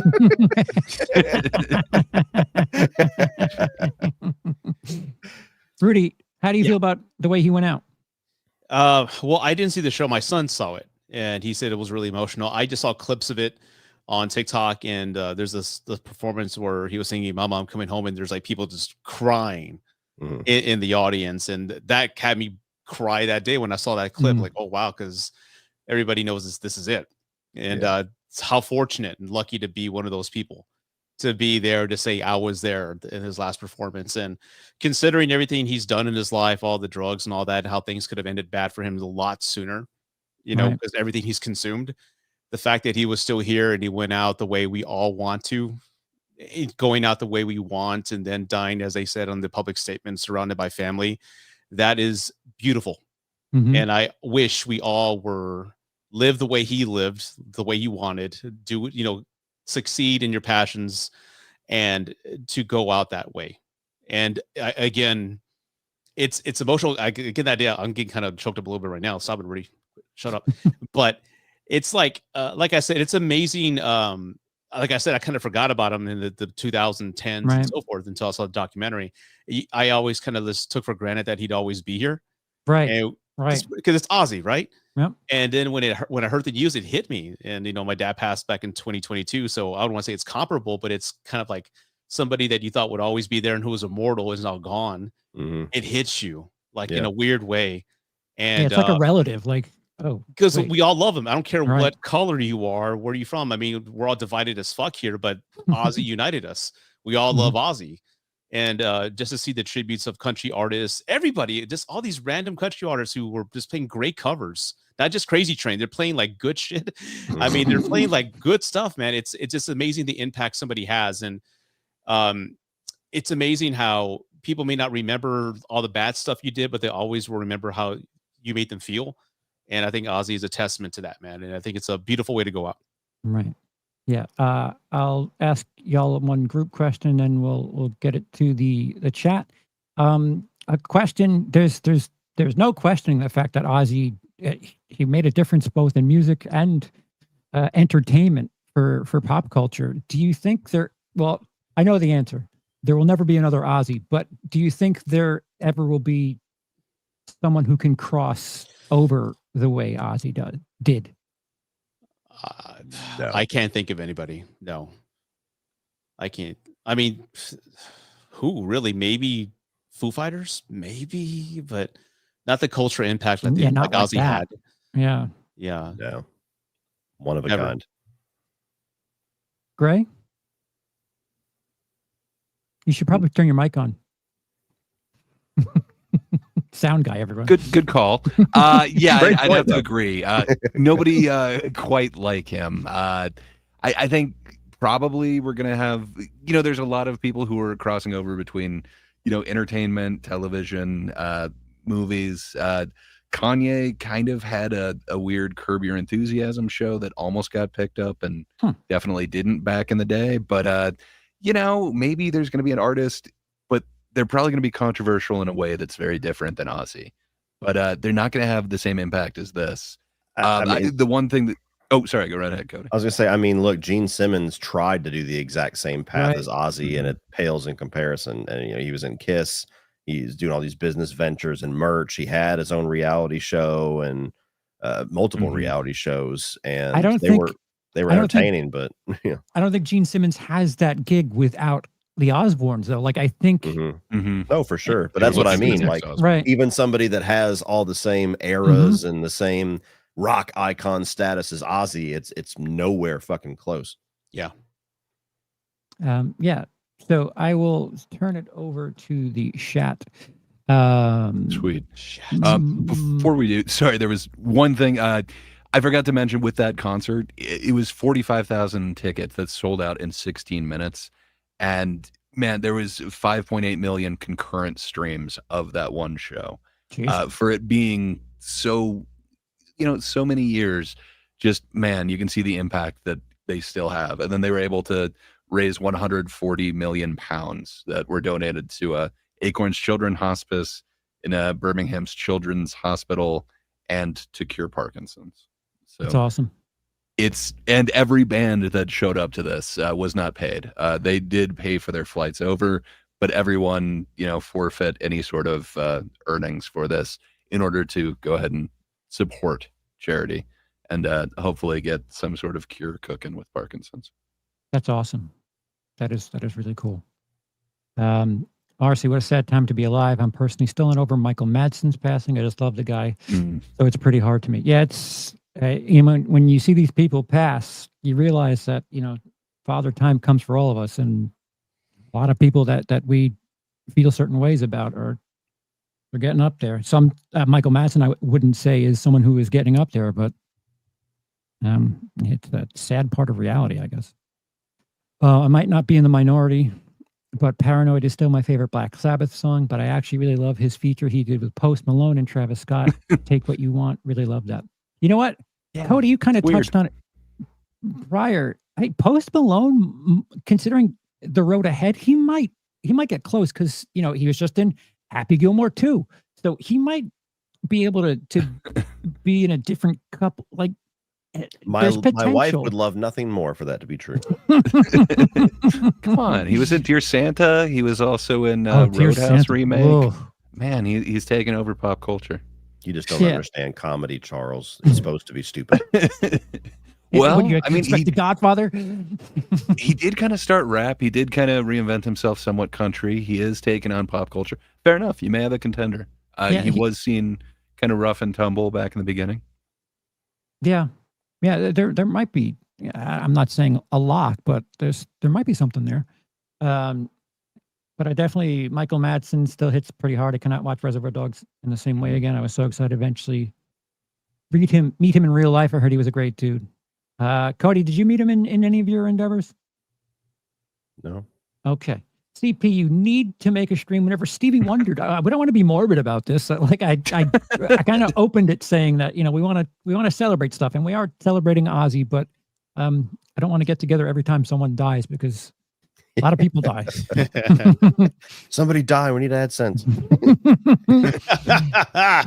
Gavin asks, did you guys ever play that game, Brutal Legend? It's a very underrated game that stars Jack Black and Ozzy. Yeah, I think it was free on Steam for a day or so after Ozzy passed, which I don't know if it's still free, but it's got to be cheap. It's a fun game. If you're a metalhead and you're unfamiliar, it's like this. Explain it, Cody.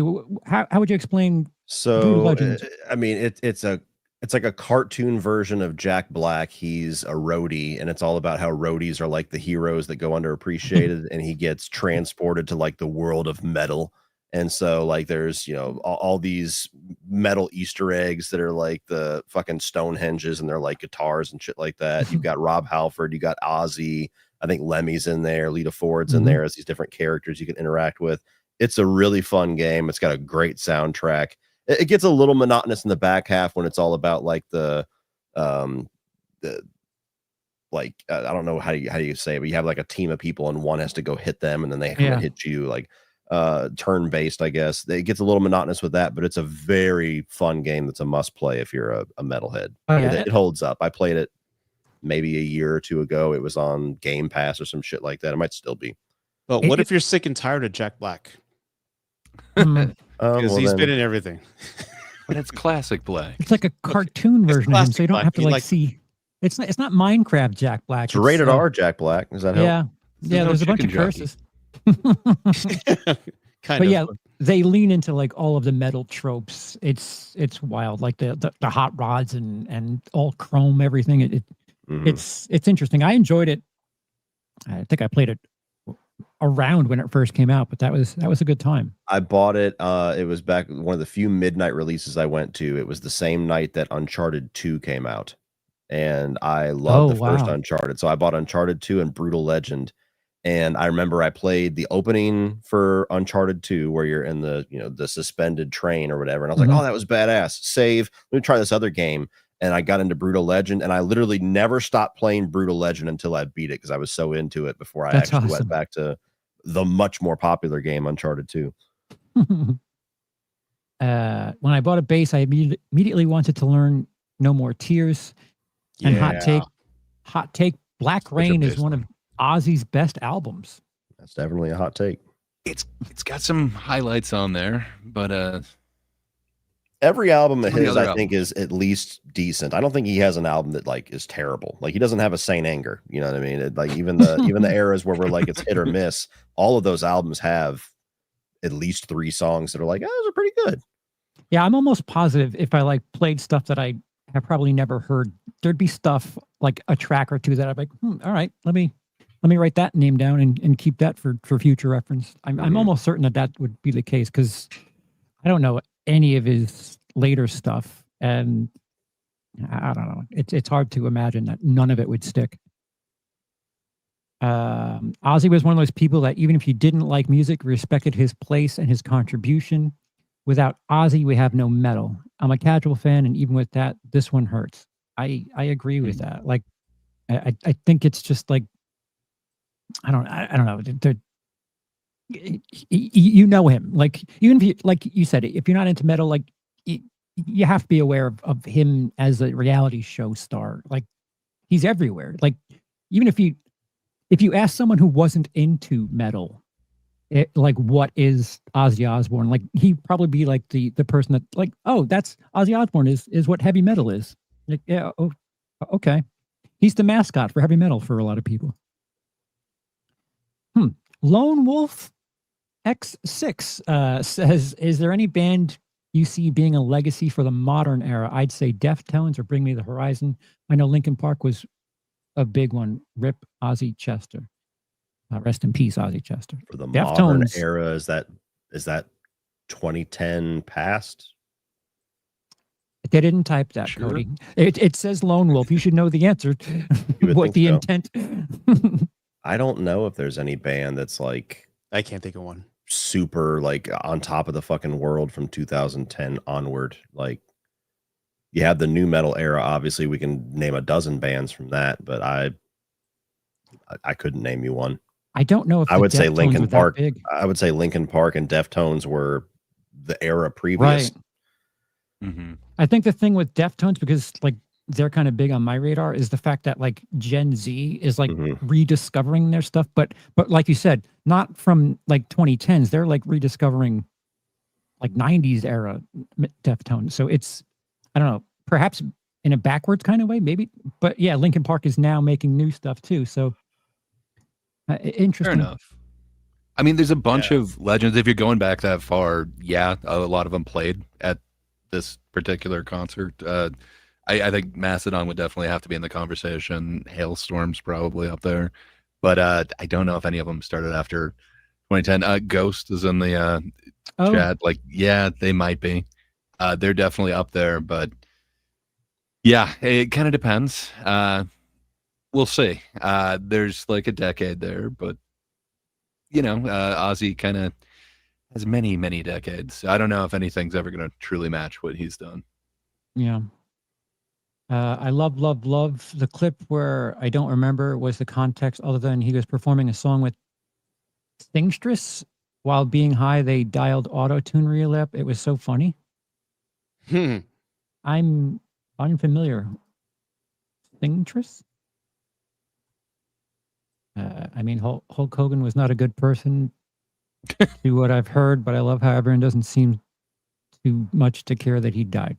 I wouldn't say that. Yeah. I saw a pretty huge response to that, but unfortunately he was met with, you know, because of things that he said and certain political sides that he has taken recently. He got a wonderful send off for about 8 minutes, and then it turned into, why are we celebrating this man?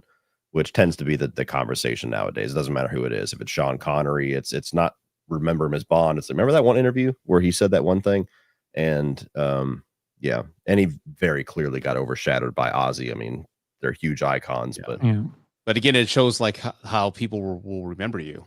Yeah. Ozzy was not, you know, he did a lot of crazy things, but they will people's renowned and loved and remembered. It says a lot. It's a lot like, why don't people revere him versus this guy? Well, Ozzy went out on like a farewell tour saying goodbye to everyone. And the last time we saw Hulk Hogan, he was wearing a MAGA hat, plugging his own little beer. So it's not like their endings were, you can't make that comparison. Like, I don't think Hulk Hogan expected to die, where you kind of can tell with the way things were planned out with Ozzy that like they had an idea.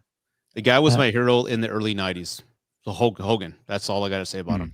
I'm not a wrestling guy, but my favorite Hulk Hogan story, he might have said, I think he even had a reality show at one point. Maybe that's where I heard this story. Oh, yeah, with his daughter. His family fell apart. Yeah. Yeah. Well, so they were doing some kind of a thing where they were giving all of these sports icons, you know, boxing, wrestling, whatever, these little HVC or whatever, these little like, infomercial products.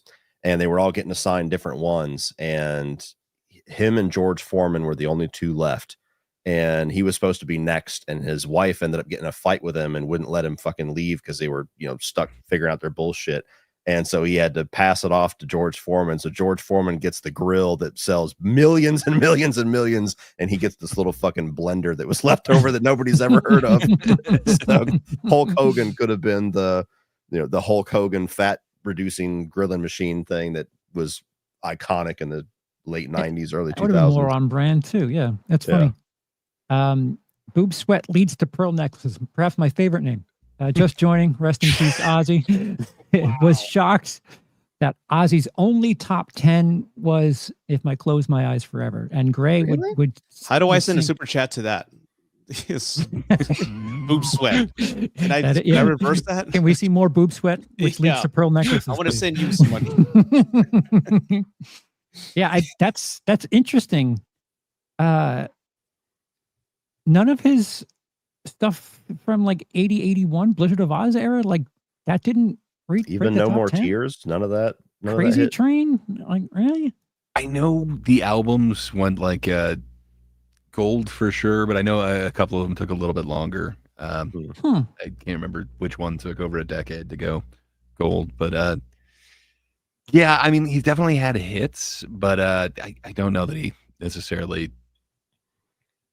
Yeah, that would be a surprising fact if true. That is a very surprising fact. Like I'm not surprised by the "If I Close My Eyes Forever" thing, because like I said, like that was all over. Like my uncles listened to it. Like it was in constant rotation. But I would have figured that there were other songs that would have been top 10 at least. It's kind of wild. Oh, okay.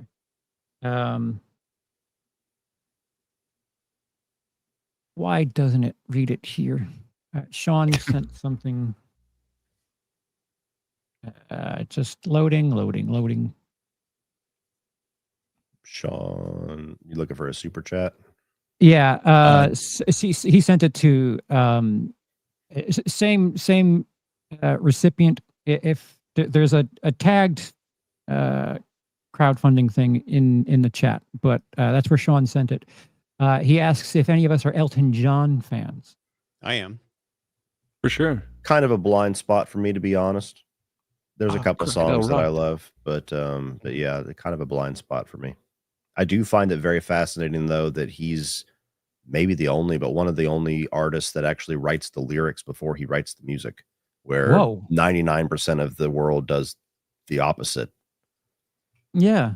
Yeah, because I like, don't they like write this music first and they kind of like kind of hum it so that they know what it. He writes the lyric melody and then writes music to match what he wrote lyrically. That's gnarly. Which is him and is it Tim Cook is a writer? I know he's got a writer that he's been working with for like all of his career since the 70s. I don't know if that's his right name, Tim something. Tim Rice, maybe? Tim Allen. Yeah. Tim the Toolman. Gaz says, on a side note, just watch Jeepers Creepers 1 and 2. Thank you for the super chat, Gaz. Don't know where the connection to Ozzy is, but right on. And Adam, the bat. Sure. Yep, I'll take it. Why do I get the feeling that the cure for whatever ails us as a species lie within Keith Richards? Indeed, that guy's Yeah. he's gonna be around with our great grandkids. Saw an interview with Lita after his passing where she said that. Wait, who said that? Said what? Said what? I'm just saying, boob sweat leads to pearl necklaces. Come on, Oh. man. Is that what? Oh, where she said that that's the only top 10 hit he had was the one with her. Oh, that's a little self-centered, Lita. You know, you could talk about him as Rest in peace. I made you. Thank God he met me, huh? That's interesting. Yeah. So thank you to everyone who is in the chat. Thank you for the super chats. Like I said, I don't like the idea of getting together to discuss something so unfortunate as this, but like we said, Ozzy's important, and we're celebrating him, and he definitely means something to all of us. But we're gonna have to get together at some other time. And there was something we were supposed to do a couple months ago. It's my fault, but I like talking music, and it's we got to get together and do this on a bit of a happier set of circumstances. Rudy, what do you got going on your channel otherwise? Otherwise, nothing planned right now. I haven't seen Fantastic Four, but Cody and I did a collab for the Warriors that I just posted yesterday. It's actually doing pretty fucking well, and a lot of Warrior fans are coming out. So again, if you haven't seen my collab with Mr. Leach on our love and passion about the Warriors, the 1979 classic film, check it out. Trying to produce and can't do it. Fuck. What are you doing? I was trying to be cute, and I couldn't. I'll get you, son of Jarrell. But okay, what's going on? Hell yeah! Okay. You have an awesome thumbnail for that one. That Warriors video is awesome.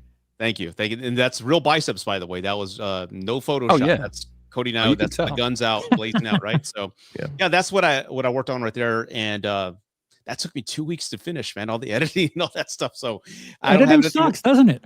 It does suck, especially when you think of all these ideas and clips. And but it's finally out. I'm proud of it. And again, Cody and I, we were gelling on this video. We had a good time. And again, check it out. It's up. It's the latest video I just posted. Go check it out. Nice. Gray.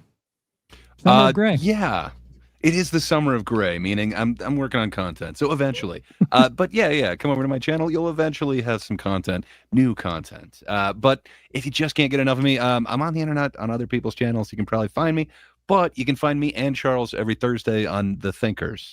That's at YouTube at That Darn Kidda. It's people from all around the world. I'd say multiple countries getting together, disagreeing about everything, usually leaving amicably. A few times we didn't. But yeah, I know this week we're talking some news stuff. That T-App situation. I think probably South Park, and there's probably a couple other fun things. So come on over, yell at people internationally. Yeah. Speaking of which, Rudy, considering like what you've done to my TikTok algorithm, I'm dying to discuss with you the T-App, because for the first time in a while, like it feels like it's this year's man versus bear situation with like the amount it's far of people. worse than that. But but it's do you want to talk about it right now real quick? Hold on. Okay. Cody. Hi. Respect, bitch. Yeah.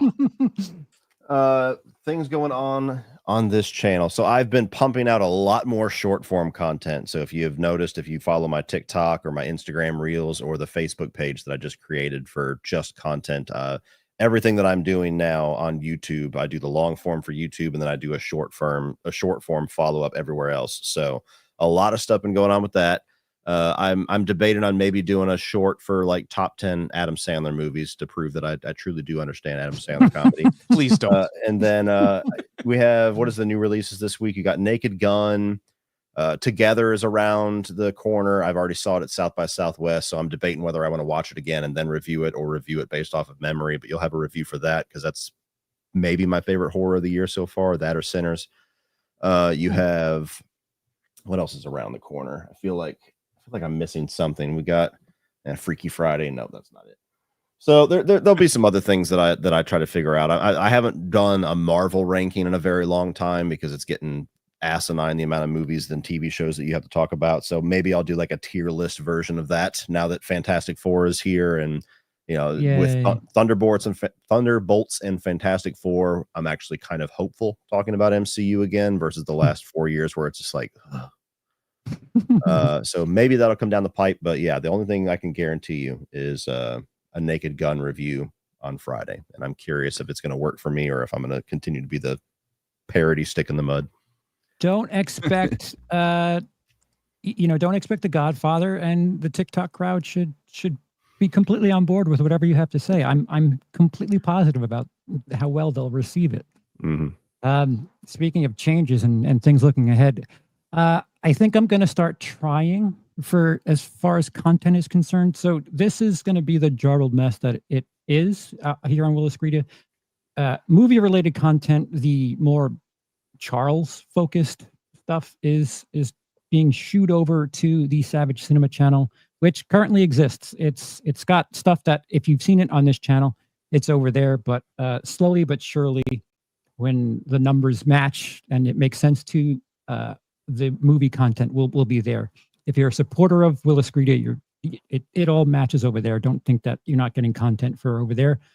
I appreciate it. So if you enjoy the produced content, it will double both here and there for the meantime, but looking ahead, Savage Cinema will be where I'm putting all of the produced and edited content, movie related, and stuff like this, music content, and live streams and getting together with friends will still be here. But if you enjoy me, both of you, Savage Cinema is the channel to be at.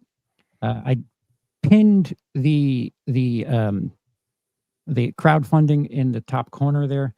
It all goes to the same place here as at just the same end as the super chats do, but I'm gonna have to do more in the future for reasons that I can't explain in front of a camera. But any way you can share that information or donate to it, it helps, and I appreciate it. So, Rudy, I want to invite myself, even if it has to be here. What is the reaction to the T app as far as your universe is concerned? Well, I try to join it, by the way, but what it is, it's an app for women. You're not a woman. I try to get a selfie with my wife because I want both of us to be on there. But again, for context, in the dating world, and again, I'm going in rude advice mode. There's an app where women can download the app and upload pictures of guys and chat conversations and just things that they've talking about, and even upload their numbers. So if a woman wants to know, hey, is this guy that I'm dating fucking other women or talking to other people, they can enter his phone number in this app, and every text or anything that anybody he's talking to will come up. So it's calling you out is what's going on. So I mean, if you don't want to be called out, just go ahead and just be honest with people. I mean, I've always preached in my rude advice, honesty is the best policy. Right. But if you ever are playing other people and you want to know if they are, it's kind of like the evolution of, if you see those profiles on Facebook, like, are we dating the same woman or dating the same guy? Heard of it, yeah. It's the same thing, but just more sophisticated. So you just enter like a name and a phone number, and it'll bring up any woman in the country that's actually talking to you as well. So a lot of guys are getting called out, relationships are ending, and it's causing controversy. And I don't get the controversy. If you're just on a son of a bitch and get called out, then good for you. You deserve to be called out. Don't be using people or lying to people. But that's what's going on right now. And there's men developers that are actually developing one for women, because women are lie just as much as men, in my opinion. So they're going to do that, and that's what's causing a big uproar in the dating scene. Thank fucking God I am married in 2025. That's all I can say. Fuck dating. Yeah. I think it's interesting that you say that, Rudy, because again, like, if I open the TikTok app, a lot of your stuff is influencing my feed, and seeing. No, it's I'm not following very many people, so like it's my own fault. I haven't like properly done things, but it's not the worst thing. But it's just interesting knowing that you have like this motivational stuff for people in the dating world. To hear you say that, because we had something of a heated discussion the other night where my wife was like, what would you do if you found out you were on that app? I was like, I haven't dated in fucking 20 years. Like, I'm not going to be on that app. And like, she kept pressing me for it. I was like, if I'm doing something that someone feels that, you know, they need to tell other people about it, like, wouldn't I have earned that? It's one thing, you know, if someone's just trying to be vindictive, but Yeah. I think it's, I don't know, the fact that people are jumping to these conclusions that, that's fucked up that all these women are doing that. I don't know if that's the intent, because the guy who created it said he was looking out, he was hearing stories about his mom and how she was experiencing the dating scene. Yeah. And I don't know, if someone was a registered SA person, wouldn't you want to be warned prior to going into that relationship? But sure, I'm certain that there's a bunch of people that a bad actor or 2000 that would just be catty about it. So I think it's fascinating that people aren't looking through the vindictive parts for like what I can see the pros and cons of it. Like, for example, let's just go to the Facebook profiles. Like, are we dating the same guy or same woman? Right. I can see if we're putting this guy out there that because he's couldn't take no for an answer, or he's dangerous, that didn't feel safe around him. Things like that was safety. I can understand that. But if you just had a bad date and you're calling somebody out, that doesn't ring true to me. I don't think you should blast somebody's image and the number on a national database because you just had a bad date because you just didn't get along. I don't agree with that. But safety, I can understand. Yeah, I mean, and that's the problem, is that like most things, it's going to turn into mostly being used for that, mostly being used for a little, silent revenge. And whether it's a bad date or a relationship that went sour, like people are almost always vindictive at the end of a relationship. And you look at little things that people did and you can phrase them in a way where they sound like this horrific person when it's pretty average shit. I mean, like, I've had bad dates. I've went and sat with somebody and within seconds it's like, this is not working at all. And, never did anything bad, but if I don't, at most maybe just didn't call them again, because it was like, that's the easiest way to just not have this continue. And so would somebody look at that and be like, this guy's a fucking prick? Red flag, communication issue. Yeah, exactly. Like that's part of the problem. Like digging into it, like you don't know the person who's posting, you don't know their psychosis. Like someone who could like accuse someone of being flirtatious and something of a wandering eye and cheating. They could have jealousy issues. Like, all this guy did was talk to this and that. Like, yeah, he's friends with other girls. Like that's you're controlling the narrative there. That's not exactly how that happens. So. Well, look at how much people try to control the narrative on the internet all day long. I mean, just with being a public face as a YouTuber, how many people out there, if you ask random person, hey, what's this Cody Leach guy about? You'll have one person say, I'm the most awesome friend ever, and I'm a great giving person. Who would say that? Person A. They exist somewhere. But then you have this other person that there's people out there that would very happily be like an article if I was fucking hit by a truck because I said something they don't like about a movie they like. And so, when you look at how unstable people are on the internet, that's a very, very scary playground. Yeah. And the sad truth is, once people make up your mind about you, it doesn't matter what the truth is. They've made up their mind about you. That's just the internet right now. But it's causing a lot of controversy, and like it's imploding a lot of like dating, a lot of like relationships and even marriages as well, because there's a ton of married men on there too. Well, like, and you'd be surprised. Like, I remember like when I started dating, I've said this many times, but a lot of people didn't believe I was divorced. I had to carry a PDF in my phone of my divorce decree to prove it, because a PDF file of my divorce decree. Oh God. Okay. To prove that I was actually divorced. But yeah, there's a lot of married men out there acting like, oh, we're separated, but no, you're still married. So I see pros and cons with it. You kind of deserve There's it. two weird kind of unforeseen cons with this too, but you could game this, so it's supposed to be red flags and green flags, but how hard would it be to pay a woman to just green flag to this person's the best, like, just really build your social rig credit the score system up on the site? Yeah, I think you could ever. But sadly this creator was trying to look out for his mom, but man, the early adopters to this site I don't buy that. That's a good story. I don't buy that shit. He knew what he was doing.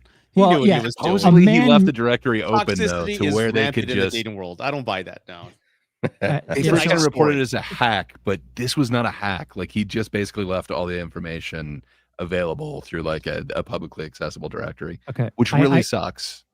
I know Rudy has to go, but I'm fine. I'm fine right now. okay. Because I was going to say, I don't want to put too much of this into the Ozzy stream, but this is me. Sorry about that. This is me formally saying I would like to discuss this, in another environment, perhaps separate from this. But I saw one more. Lone Wolf, if Angel dies in Resurrection, would it upset you? I'm seeing a lot of people speculating it. It would be ballsy or insulting. Cody Charles. That would ruin the show for me. So they'll do it. That would ruin the show for me. I mean, look, you can't. Here's the thing. Dexter has to see justice at some point. We love the character, but they've already fucked up the ending twice of him getting away scot-free in one way or another. They've tried it 2 different ways. It doesn't fucking land with most people.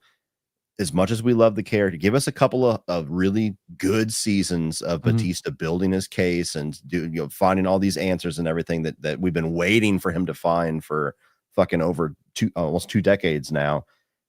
I'm not saying that Batista needs to kill him or anything like that, but having Batista end up on the table at the end of Resurrection season 1, fuck that. Absolutely not. It also doesn't make sense. Breaking Bad has one of the greatest endings of any show ever, and part of it is because even though we love the character, it comes full circle.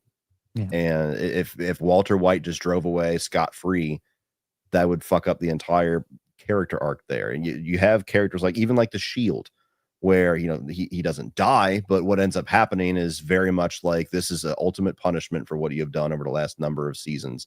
And so you don't give Dexter that bullshit plot armor of like, finally the chickens are coming home to roost. And it's like, well, sorry, Batista. Yeah.